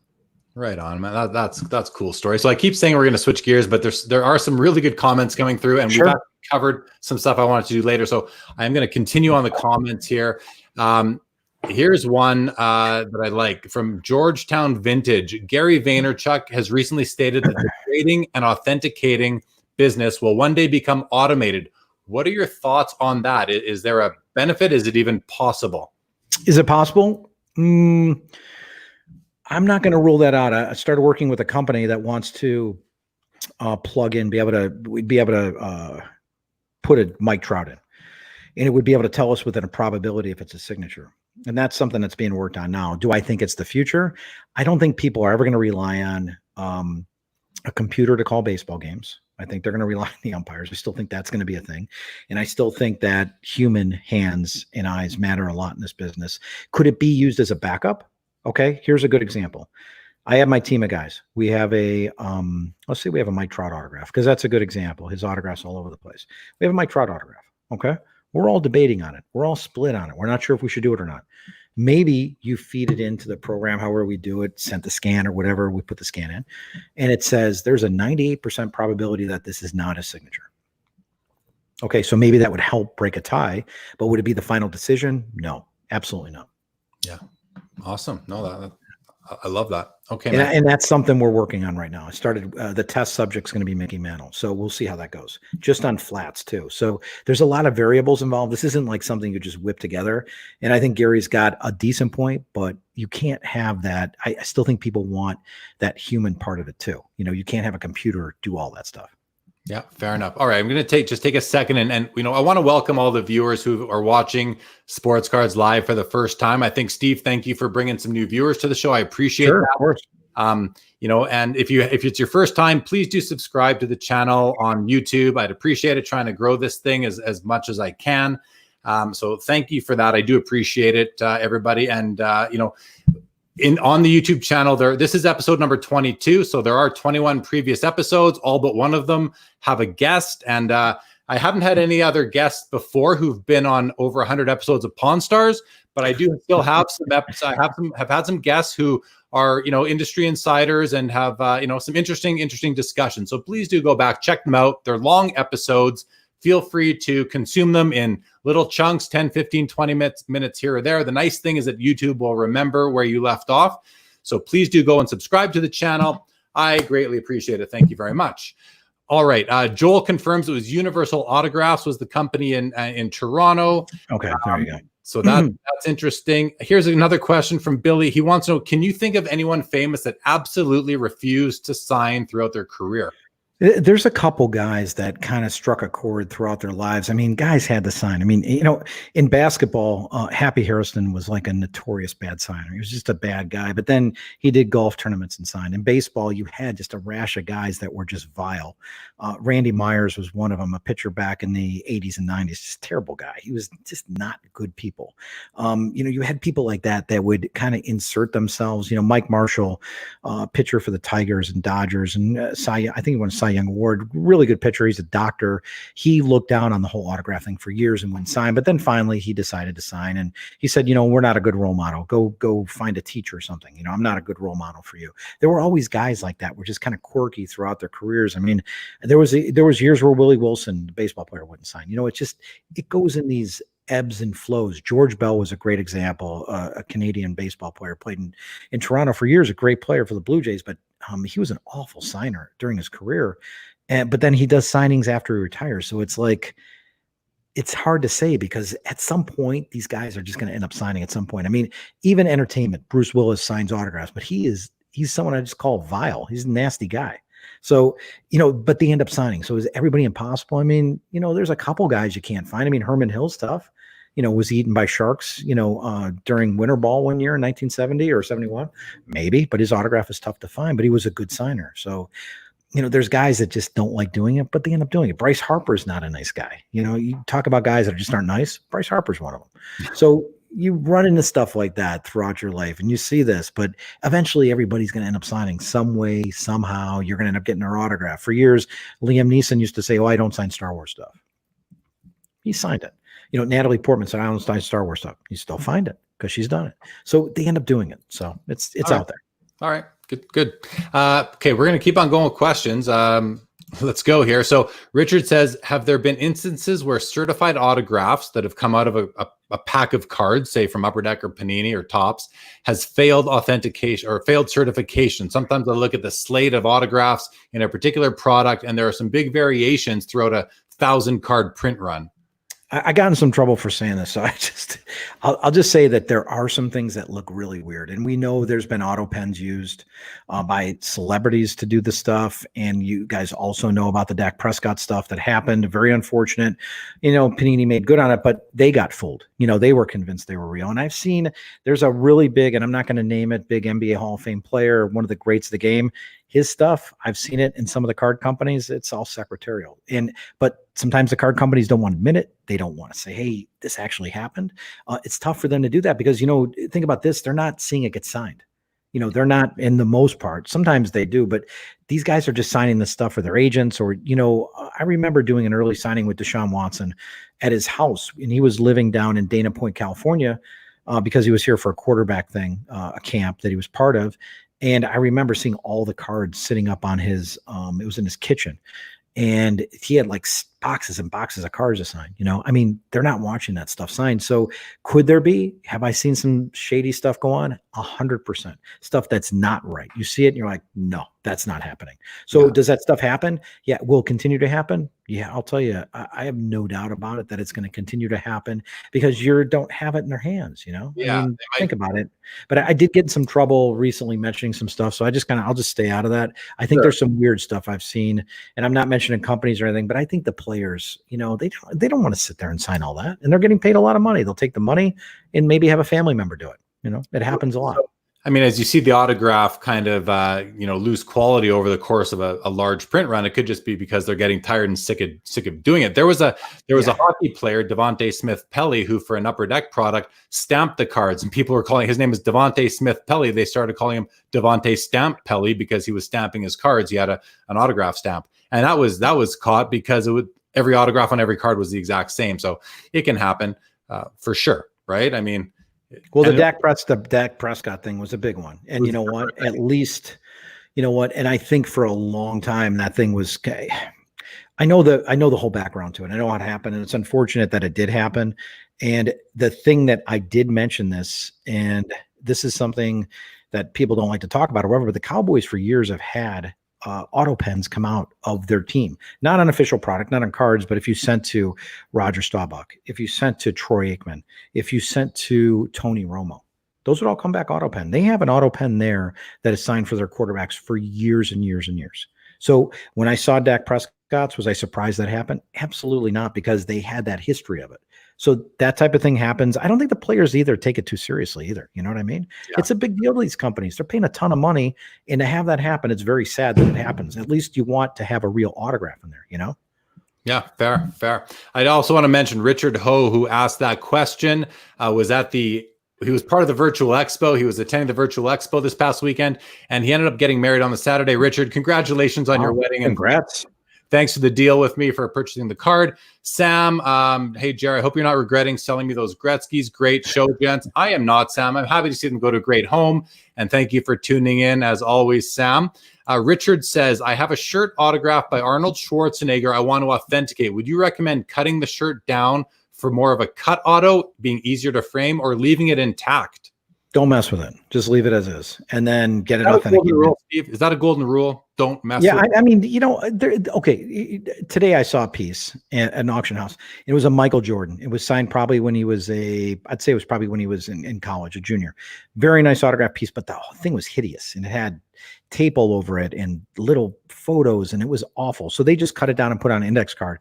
I see nothing wrong with that. But you have a shirt signed by Schwarzenegger, it's not going to go down or up or whatever. Just keep it as is. And I had a conversation with a friend of mine last night. Never alter the autograph. Don't enhance it. Don't put stuff on it. Just leave it as be. Sometimes stuff's going to fade. You can't do anything about it. All right. Very fair. Wow. We're getting a lot of questions, man. How's your time? I mean, we're at an hour and 20 minutes. I'm willing to keep going if you are. Sure. All right, let's get here. Jason says, did Walter Payton sit in his basement and really sign a ton of those phone cards? There's an endless supply of them. Do you know about this? Yeah, Jason, he did the phone cards for, I don't know exactly which hurricane it was, but it was for hurricane relief. And a lot of them didn't get eaten up and used. So I do know he did sign a lot of those. Now I've seen a lot of other stuff, man, I'll tell you the truth, that I'm not sure Walter signed it. Now I know after he passed, his foundation that ran his autograph stuff sold a bunch of stuff to a friend of mine. He had loads of it. And Steiner did a deal too while Peyton was still alive, and they've got a ton of it. But then I've seen literally a ton more of it keep coming out. Full-size helmets, mini helmets, jersey numbers, the photographs. There's certain photographs that are real. Jason, when he was alive, they were selling them. I have some in footballs too. And the one thing I haven't really seen forged in mass on Peyton is footballs. I have not seen a lot of those, but helmets are always the easy thing. You start seeing full-size helmets. There's a guy out of Chicago that's selling under maybe 3 different usernames. I always had full-size helmets and minis of Peyton, and they're always bad. And he's been doing it for years. I can't remember what suburb he's out of, but he uses about 3 different usernames. But do I think he signed the phone cards, to be honest with you? Yeah, I do. I know what they were done for, and I know why Peyton did them. And sometimes that happens. The Eagles years ago, many years ago, back in the 90s, had signed a bunch of stuff for charity or whatever, and it didn't all get used, and someone ended up buying all of it. from either the band or the charity or whatever, and they ended up having all that product. So stuff like that does happen. Do I think he signed those cards? Yeah. Do I see stuff suspect on Peyton?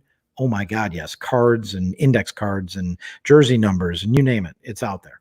Yeah, well, he's a legendary Hall of Famer, so there's going to be fakes out there for sure, right? Oh yeah, absolutely. Okay, I'm gonna whip through some comments here, and we're gonna land on a question about 4 comments deep here. First of all, Michelangelo says, "I've never seen an ugly in-person autograph from Giannis since he was a rookie." That's good to know. Hold on, I saw one today. That's gorgeous on a pair of shoes. They were beautiful. They didn't even look like his autograph, and they were absolutely beautiful. They were gorgeous. Right. So he's capable. Awesome. Sam says, "Very interesting show, guys, and some great info. Thank you, Sam." Question from Wisconsin, Michelangelo Nick says, "Can we have Joel Alpert on the show?" Maybe. I got to figure out what we're going to talk about. I don't know Joel all that well. Not much, believe me, with Joel. So I'd probably, you keep him on for like 5 minutes. All right. We'll do a short episode with Joel. Joel, if you're still listening, we can have a chat and see if you're interested. Sam says, "Is it possible that people in this hobby are not subscribed to Sports Cards Live? Smash that subscribe button. You'll love this show." Thank you, Sam. I appreciate it so much, my man. Thank you so much. Scott says, "Do people often provide provenance when submitting items, or does that even factor into your process?" To be honest with you, yes and no. So you want to judge the autograph for what it is. That's the first thing you want to do. I don't want to judge the provenance. I don't want, anytime someone tries to sell you a story, they're trying to sell you on something. I took in a Bob Dylan from a friend of mine, and he said, "No, just to let you know, this Bob Dylan, this is how he talks. He goes, he signed all these different ways and he had a different signature. Like, I don't know this. And, this one's a little wacky, but I know it's him and you're going to like it. And it's got great provenance." Well, it's not real. But whenever somebody tries to sell you more on something, it usually means it's got a problem. And usually when they push that story so much, they're trying to push something they know is not real. So that happens all the time. And I would rather not hear it. So I tell people, I don't want to hear it. Now, if I need to go back and look and say, "Hey, what was this signed under? What kind of details?"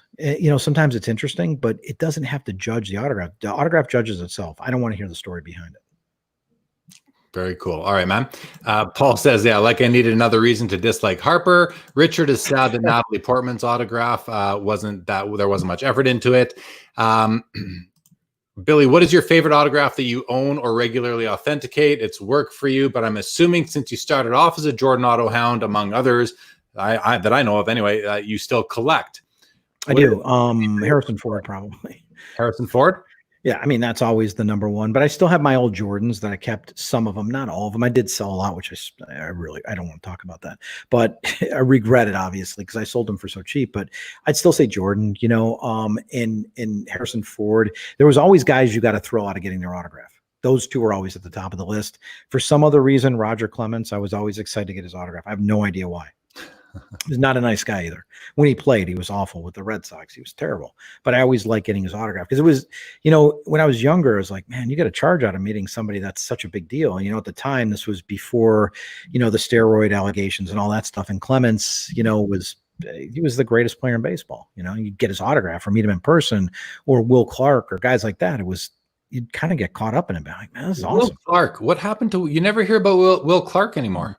Yeah, he's done some shows here and there. Funny guy, but great player. Was really not a nice guy to meet in person. Was never really that nice of a guy. I've heard card-wise, Steve, I never hear anybody I hear people looking for Tony Gwynn and Ken Griffey Jr. and Randy Johnson and Jose Canseco. I never hear anyone looking for Will Clark.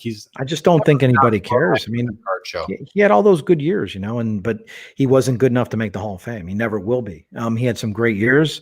He wasn't a fan-friendly type guy. There wasn't like a lot of lovey-dovey. Tony Gwynn was Mr. Padre. They loved him there. They have a statue of him outside the ballpark. Anybody that lived in San Diego knows Tony Gwynn. They love him because they have a great experience with him. So anybody I know down there that collects autographs or is a card dealer or autograph guy, everyone has an experience with Tony Gwynn. They love the guy. Not everybody does with Will Clark. Usually it's not a good experience because he just wasn't that nice of a guy as a player. After he retired a little bit, but his appeal's limited. How many times is someone going to bring Will Clark out to a show in New York? Who cares? Nobody. No. There's no statue of Will Clark outside San Francisco Stadium, is there? Not yet. Not yet. Okay. Okay. Probably not. Kyle says Cowboys are very protective of their quarterbacks' hands. No hand cramps from signing so many autos. Just a reference to what we were talking about earlier. Jason wants to know, and I don't know who Jenny Quirk is, but did she sign any of Walter Payton's stuff? I don't think so. I don't think Jeannie did, personally. Okay. Maybe somebody else did. I don't know what happened down there. The one thing I find hard to believe, and you bring up some good points here about the Peyton thing. Literally for the glut of stuff I've seen, it would have been Peyton in terrible pain, had this terrible cancer. He was shrunken down to nothing at the end of his life, would just be spending all of his time signing autographs in a basement. And I asked Matt Suey, who was one of Peyton's best friends. He played with Peyton. They were buddies forever. Suey was there when he, basically passed away. He was there every day with him. Mike Singletary. I asked Matt Suey though before. I said, what was the deal with that? Was he just sitting there signing autographs all day? And Matt Suey, basically said no. Did he spend some time doing it? Yeah, no doubt about it, because I think Peyton realized he was fading. He was fading very fast. And I lived in Chicago. I lived through that 99, and I remember how bad he looked. And basically his diagnosis was not good. He passed away very fast. And I think he also realized I want to get enough stuff out there so people always have my autograph. But I'll tell you, there's real stuff out there that I've seen that still comes in all the time. Anytime I do a Chicago appearance or a show, we get real Walter Paytons, but we also get a lot of fake Walter Paytons. So, because he was so heavily forged, and I think he still is to this day. Like I mentioned, there's a guy out in Illinois that's got different handles on eBay selling his stuff all the time. Okay, cool. Anonymous Facebook user wants to know, how do you authenticate someone's autograph for the very first time? Specifically, I don't know how you say it, but Imani Bates, high school basketball phenom. Yeah, we've done a few of him. We just had a few the other day, and he has a few different variations of his autograph. My guys on staff, I think they've gotten him, or at least one or two of my guys have gotten his autograph in person. So that kind of helps. Or they have a friend that's gotten him. So sorry to jump in. You say that kind of helps. That's 100% undisputed evidence, exemplar extraordinaire right there. No, I mean, right. I might have a friend in Chicago, or the guys that I really know, guys that I've known for 30 years or chased with, they've gotten these guys at a young age. So that helps to build an exemplar database on that. Then you start seeing that more consistently. And it's kind of neat to see, because I'm sure his autograph, I saw the early stuff he signed was his full name, and now he's just doing his e-bates on stuff. So, and even that, the problem is these guys get gobbled up pretty quickly by either followers or friends or people surround them. They're tougher to get, and they know, their friends know, their people know. You could just sell that on eBay or whatever. So they're less reluctant to sign. I mean, LeBron James did sign when he was in high school, but man, people clamored around him. But he did like a couple events where he signed autographs, signed photos. He used to sign in high school once in a while, but he started getting tougher and more difficult. And now, someone asked before, tough autographs. LeBron James is right up there. If you're hoping for in-person autographs, he's probably one of the toughest in any sport. I'd say even in any genre, he's probably right up there as a top 5 tough in-person autograph. Interesting. All right. Georgetown Vintage says, great content today. Well, thank you for tuning in, and glad you're enjoying it. Amit wants to know, how is your own autograph? Do you take more care with it now? Do you advise clients on how to preserve their autograph? That's a great question. Do you advise clients or athletes and entertainment stars on how to preserve their autograph legacy? You mean how I sign my name? I think that's what he means. It's pretty much been the same consistently since, I'd say, probably 2005 or 4 or 5, where it's like a machine. I've just considered just a machine, I like, if I do an appearance, and once in a while I'll do appearances for Pawn Stars, I'll sign things a little nicer. But for the most part, when I sign letters, it's the same thing you've seen for years. It's funny when I see my autograph forged, I get a kick out of it, because it happens all the time. I'm almost like, that's not my signature.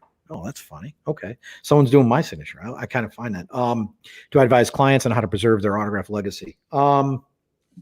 That's a good question. Not really, but I've been around enough celebrities where they'll start talking about their autograph. Al Pacino will be like, how's my name look here? What do you think? Am I doing a good job with it? Start mentioning that. And you say, yeah, just keep it like that. If you go back to how Al Pacino signs in person for someone, he signs a check mark. So, you watch him sign his name. Am I doing fine with this? The guy that I find fascinating is Ichiro. I sat in a room with Ichiro and watched him sign for like an hour during one of his signings with Mill Creek Sports. And he is just a machine. Everything is the same. It's incredible. I don't even know how the guy does it, but it's just, he has the same movement. He's in a zone. He doesn't look up. He doesn't drink water. He doesn't sit there and listen to music. He's just a machine, just pounds it out. Put the ball down, put the ball down. And it's the same thing every time. It's amazing. Very disciplined. Okay. Yeah. Okay. We're at the bottom of the comments that we're going to address on screen for now, which gives us a minute here to move on finally. So, the market in terms of cards, Steve, is going crazy as of late. You're well aware of it. What is it like kind of observing that from the office of an autograph authenticator? Because it's not exactly your business, but there are obviously some parallels. Yeah. What's it like kind of witnessing it? And do you see it happening in the autograph business too? Is it about to happen? Has it already happened? Where are autograph values currently relative to where card values are? I think they're way off. I mean, to be honest with you, the volume and the money that the card grading brings in, either at one of the big companies, PSA or Beckett, it's different than the autograph stuff. I find people are consistently getting their autographs authenticated, like getting cards signed and getting those slabbed. But I've been watching this market just keep going up and up and up and up and up and up for a long time, for many years. There's stuff that bottoms out. I mean, come on, let's be honest. You're not going to get a lot of money for Chris Chelios signed 8x10s. Okay. He's a nice guy, but he's just not worth a lot of money. But there's stuff that you could sit there and invest in. And I've watched stuff grow in price, Carrie Fisher, Mark Hamill, Star Wars stuff, celebrities, certain baseball players, Justin Verlander, who's a tough autograph. His autograph goes up and up and up in value. Someone like Bryce Harper, who is very difficult. I don't think he's got a card deal, or he does have a card deal, right? Topps, maybe. He might do one company. He gets paid exorbitantly. He's not signed with any big company. He did one signing ever, and it was like 1,500 or 2,000 baseballs. When we were with PSA, we witnessed it. And that's it. So, stuff like that, I think stuff goes up exponentially. You watch Mike Trout's a good example. Look at what Mike Trout's autograph has done through the last 6-7 years. I remember when I could have got in on private signings at a really low price. I think that price was like $90 or $100. Now you can't touch the guy for under $300. So the market tends to get inflated with stuff. It tends to go up more and more. And Mike Trout's a good example. I thought for a long time Sandy Koufax was. Sandy Koufax quit doing shows, quit doing public appearances. In person, if you got him, it was awful. It looked terrible. But he still did a couple signings a year. But what happened is that so much of that product got out there, it just started going down in value, and it kind of killed off his autograph. Carl Yastrzemski, too. He does one show a year. Doesn't sign a lot. But his autograph really isn't worth that much. There's stuff that I look at to invest in. It's not, and we talked about that, and stuff that keeps going up in price. I still have to always go back to like the popular stuff and the icon stuff. That's where I look to, Clint Eastwood. What do you think is more investable? A Mike Trout Topps Update rookie card, unautographed, just in a BGS or PSA holder, versus a Mike Trout autograph on an index card slabbed by BA. The card. We've seen what that stuff goes for, crazy prices. So I'd say the cards, and that's why we're seeing this, people breaking all the stuff and getting it graded. And, someone came into Beckett recently and broke, I don't even know what it was, but a really high-end box. Like he had a case of it. And he was trying to get one card to grade, the one card he wanted. He couldn't even get it out of there. And he sat there and kept breaking boxes. And each box was like $7,000. It was crazy. And he got nothing good out of it. And I know that's part of that game too, but that's what I've seen, this whole card phenomena. I know guys at card shops. I know Mitch at the bullpen. I've been there.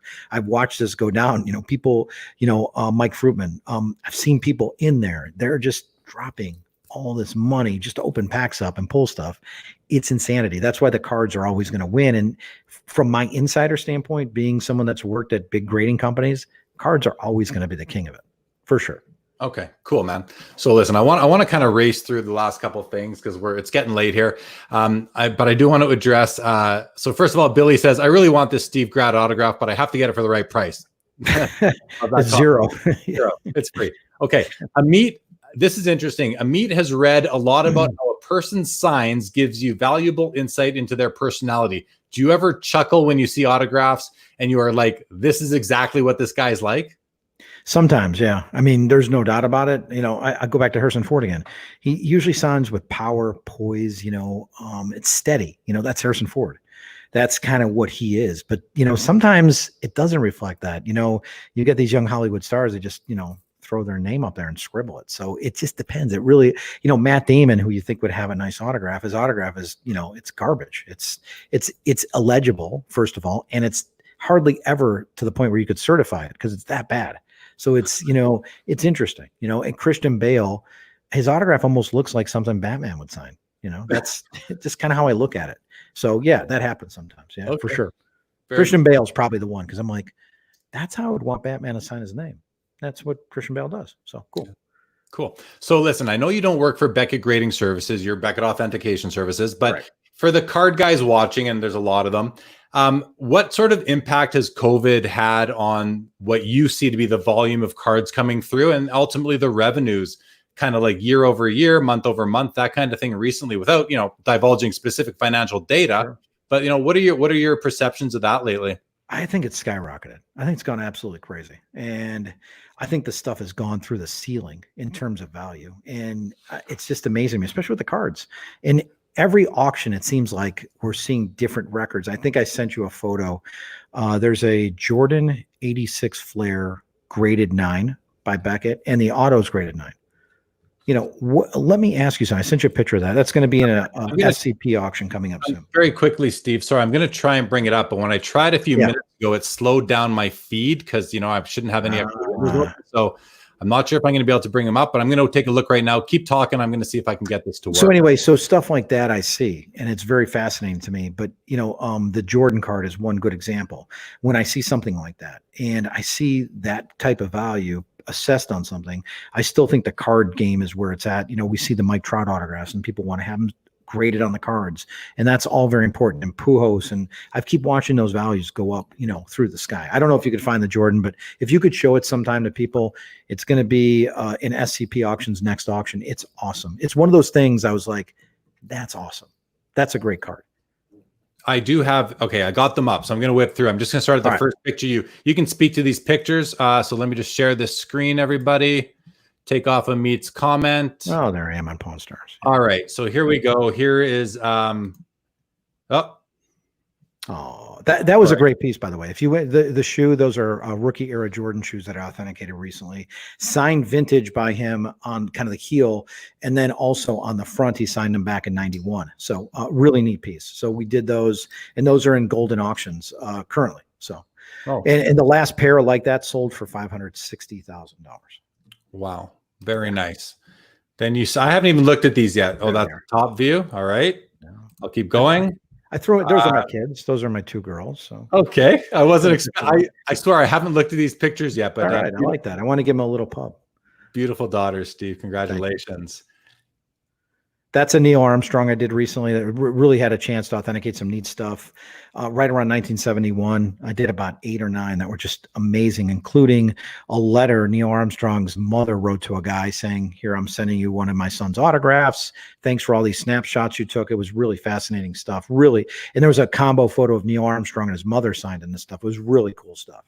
Very cool. Oh, so there's you and Rick. That was a fun episode we did in Boston where we saw some great stuff, including I think a 1915 Boston Red Sox baseball with Babe Ruth on it. It was really cool.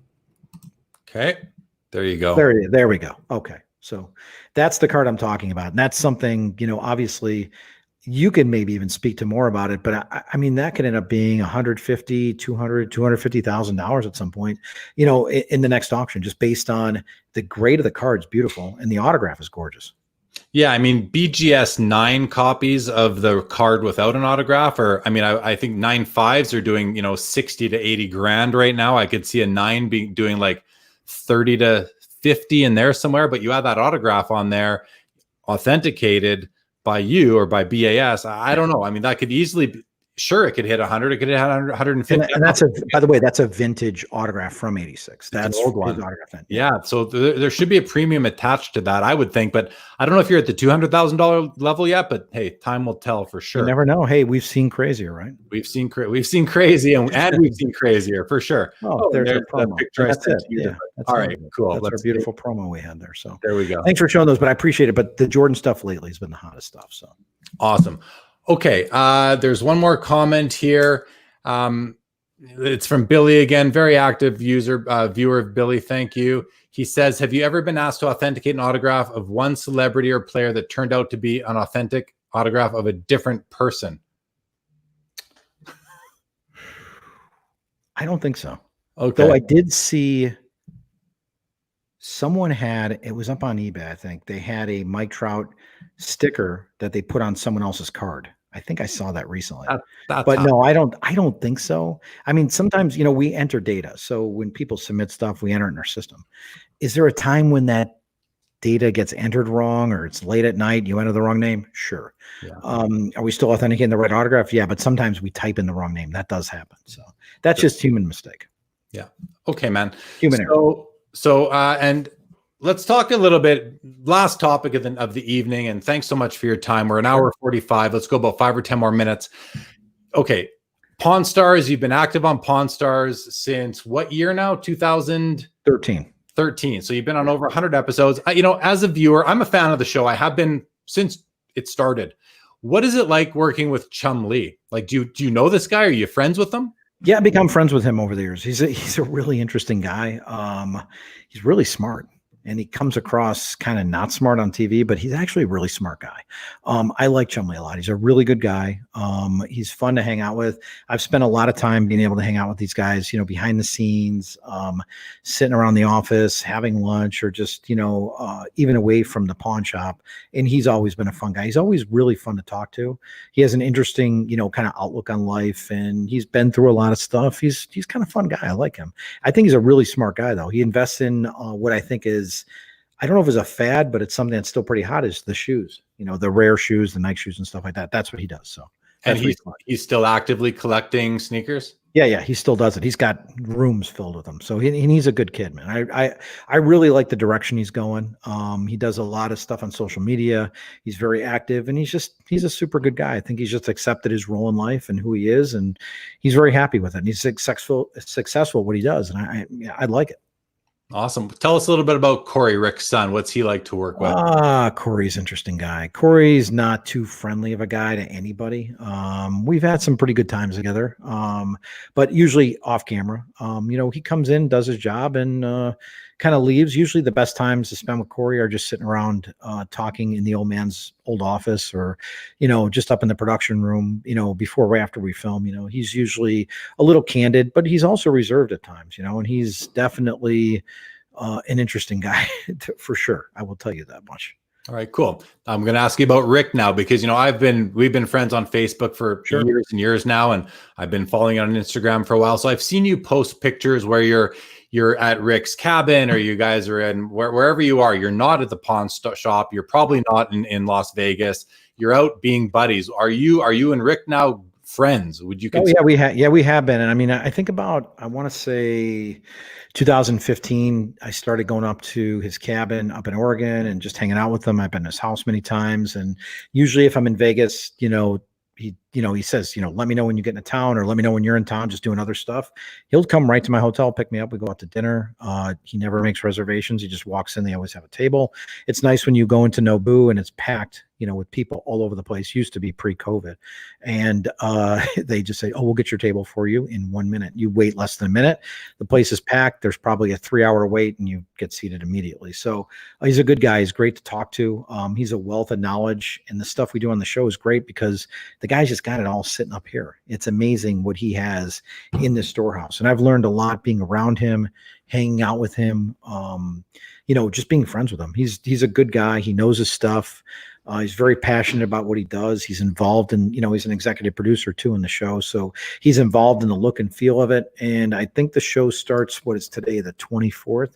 I think they resume in 2 weeks of filming. So, and I know I'll be back in Vegas really soon doing some stuff for the, for the show. So, which I enjoy doing.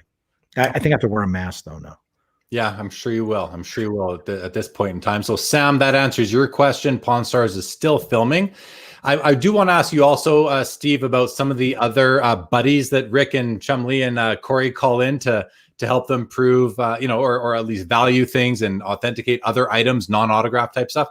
Are you friends? Are like, you've been doing it for a while? Some of the, what the beard of knowledge That Mark's a great guy. And I still have not gone to the Clark County Museum. Mark's a really good guy. I think he's retiring from that really soon. He's one guy I talked to, Warwick, who does the kind of the music memorabilia. I've worked with him a lot through the years in the show. They've alternated a bunch of the guys out. There's a guy, a toy guy, I think Steve Johnson, nice guy. He has a toy store right across the street from the pawn shop. and he replaced the old guy that was downtown. Johnny, who's also a good guy too, and the guy who owned there's a guy who owned the store down the block. Jeremy had a sports memorabilia place down the block. He's not really used on the show much anymore. I used to know the art guy, Brett. I know the new art guy, so I've gotten to know all those guys. There was a time when we did not run into each other much, but it just happens once in a while.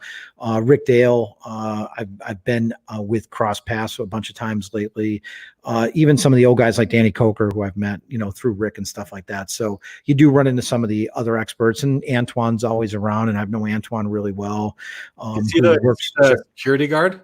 Yeah, great guy, really good people, and a good friend. I've known him forever. So is he an actual security guard employee, or is he there for? Yeah, he is. He does actually does security for Rick at events, and he works at Rick owns it's kind of like called a container type mall. He owns it right next to the pawn shop. So he has a bar in there, and he also has a barbecue place that he's part of. So Rick, pre-COVID, I'll say, every Friday, Saturday would be up in the bar bartending, and Antoine would always be there providing security and doing a little DJ work. It's really weird with Rick. The show's been on for so long, Yeah. It's been on since 2009, and that's a long time for a TV show. And it's just amazing that how people love still being around Rick so much. I mean, they love it. I mean, I don't, and I'm friends with him, Yeah. No, man. I mean, I go to Vegas every so often, and every time I go, I do make it a point going to the shop, hoping to get a glimpse of one of these guys, either the old man when he was still alive, Rick, Corey, Chumlee. I never did. I never got to see any of them there. So two things. Scott says, when I was at the shop, I was surprised to see how small the show. Everybody always says that. Years ago when they first started filming, it was really small. It was really tiny. And then they open it up and open it more and more. It's really hard to expand. Rick's had a lot of trouble there in Vegas. It's very costly, but they kept expanding more and more and more. And now it's where they have fine artwork and swag and stuff that they call it in the back. You could buy shot glasses and bobbleheads and t-shirts and all that stuff. So that's still available in the store. You could get all that stuff. Yeah. But I mean, I still think it's kind of big in there when I go in, but maybe it's just me. I've been in there a few hundred times, so I'm just used to being in there, but it still kind of looks big to me. They take every morning, they set all the stuff up, but that's what the old man used to like doing. He used to come in, he used to help set up the whole store. He used to make sure all the cases were right. That was like his thing, especially as he got, older and his condition kind of worsened and before he passed away. Even 3 weeks before he died, he was there in his wheelchair, and they had him going around checking the cases out, which I really liked. And that's the last time I saw him was about 3 weeks before he died. We spent about 10 minutes together in his office. And I mean, unfortunately couldn't talk anymore, but we just sat there. I talked to him, told him what I was up to, and he acknowledged it all. So it was really nice. And Rick was, I'll tell you, that's something you don't get a chance to see on air a lot, but Rick was truly saddened and, devastated by his dad's loss. And I was there. We went to the funeral, and it was a nice service. And his dad was a great guy, really a lot of fun to be around. Always was very entertaining on TV. A great character for sure. Okay.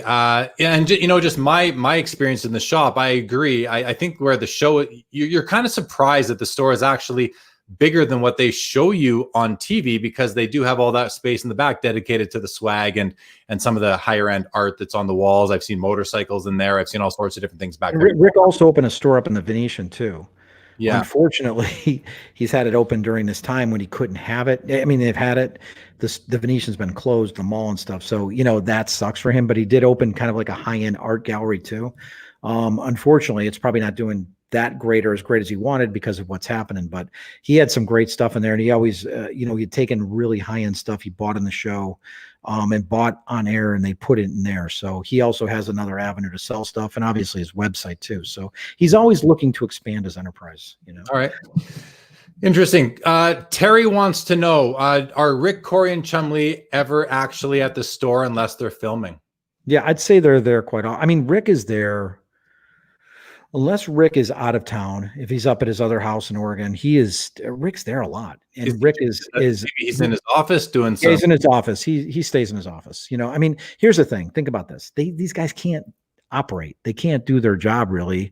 Rick can't really run a front of a shop. That's what he's got people there for. He's got Andy Zimmerman who runs the place for him. And then Andy's got everybody working underneath him, and they have the floor managers and people like that because it's a busy place. And at the height of it, pre-COVID again, but summertime, tourist time there could be 5,000-6,000 people a day that come through there. So, it's hard, even when we film, people are asked not to talk to Rick because he just can't, he's there filming too. So it's kind of a different world. It's hard to explain all of it for me because I watched the show for years. I always watched. I was a fan.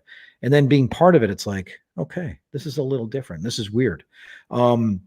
I didn't know what to expect, but the more I've gotten used to it, the more I've been like, okay, there's a lot of stuff I can't talk about either. So this year, and I did mention before, it's really going to be interesting. So tell me what you think of this. Okay. So I think I showed you this before. So this is what I'll be wearing. Hold on. Let's say, Yeah. Be wearing this mask right here. What do you think of that?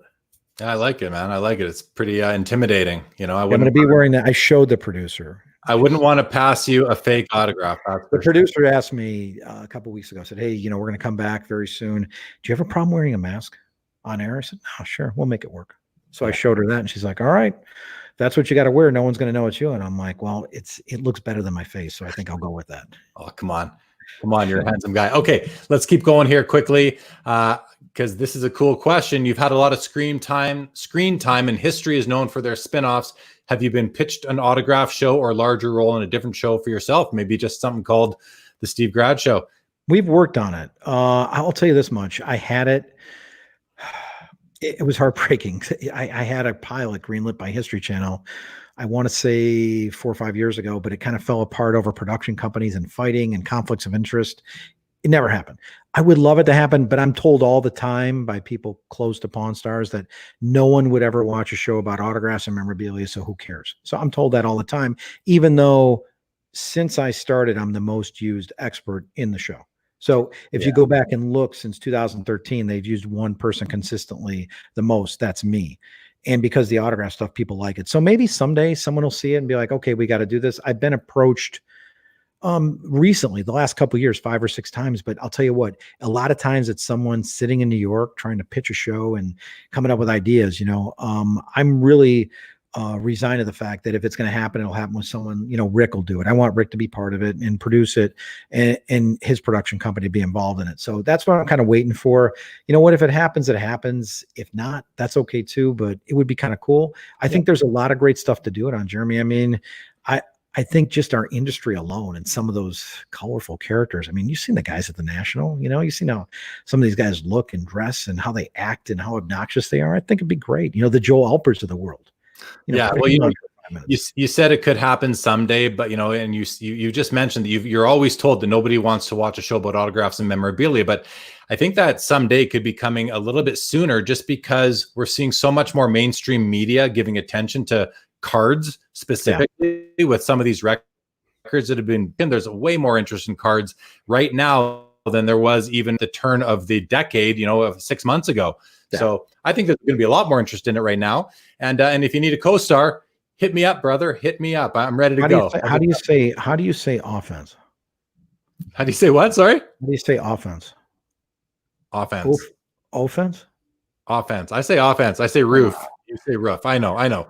Hey, we're very similar, even though we're on. I need a little more of that offense. Do you say? Oh wait, where's the A's at? About. It's about. Okay, listen, let's keep going.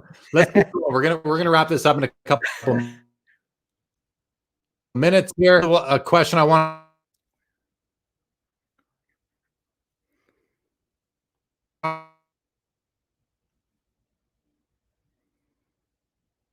I want you to talk about this. I'm losing you. I think we're right at the end.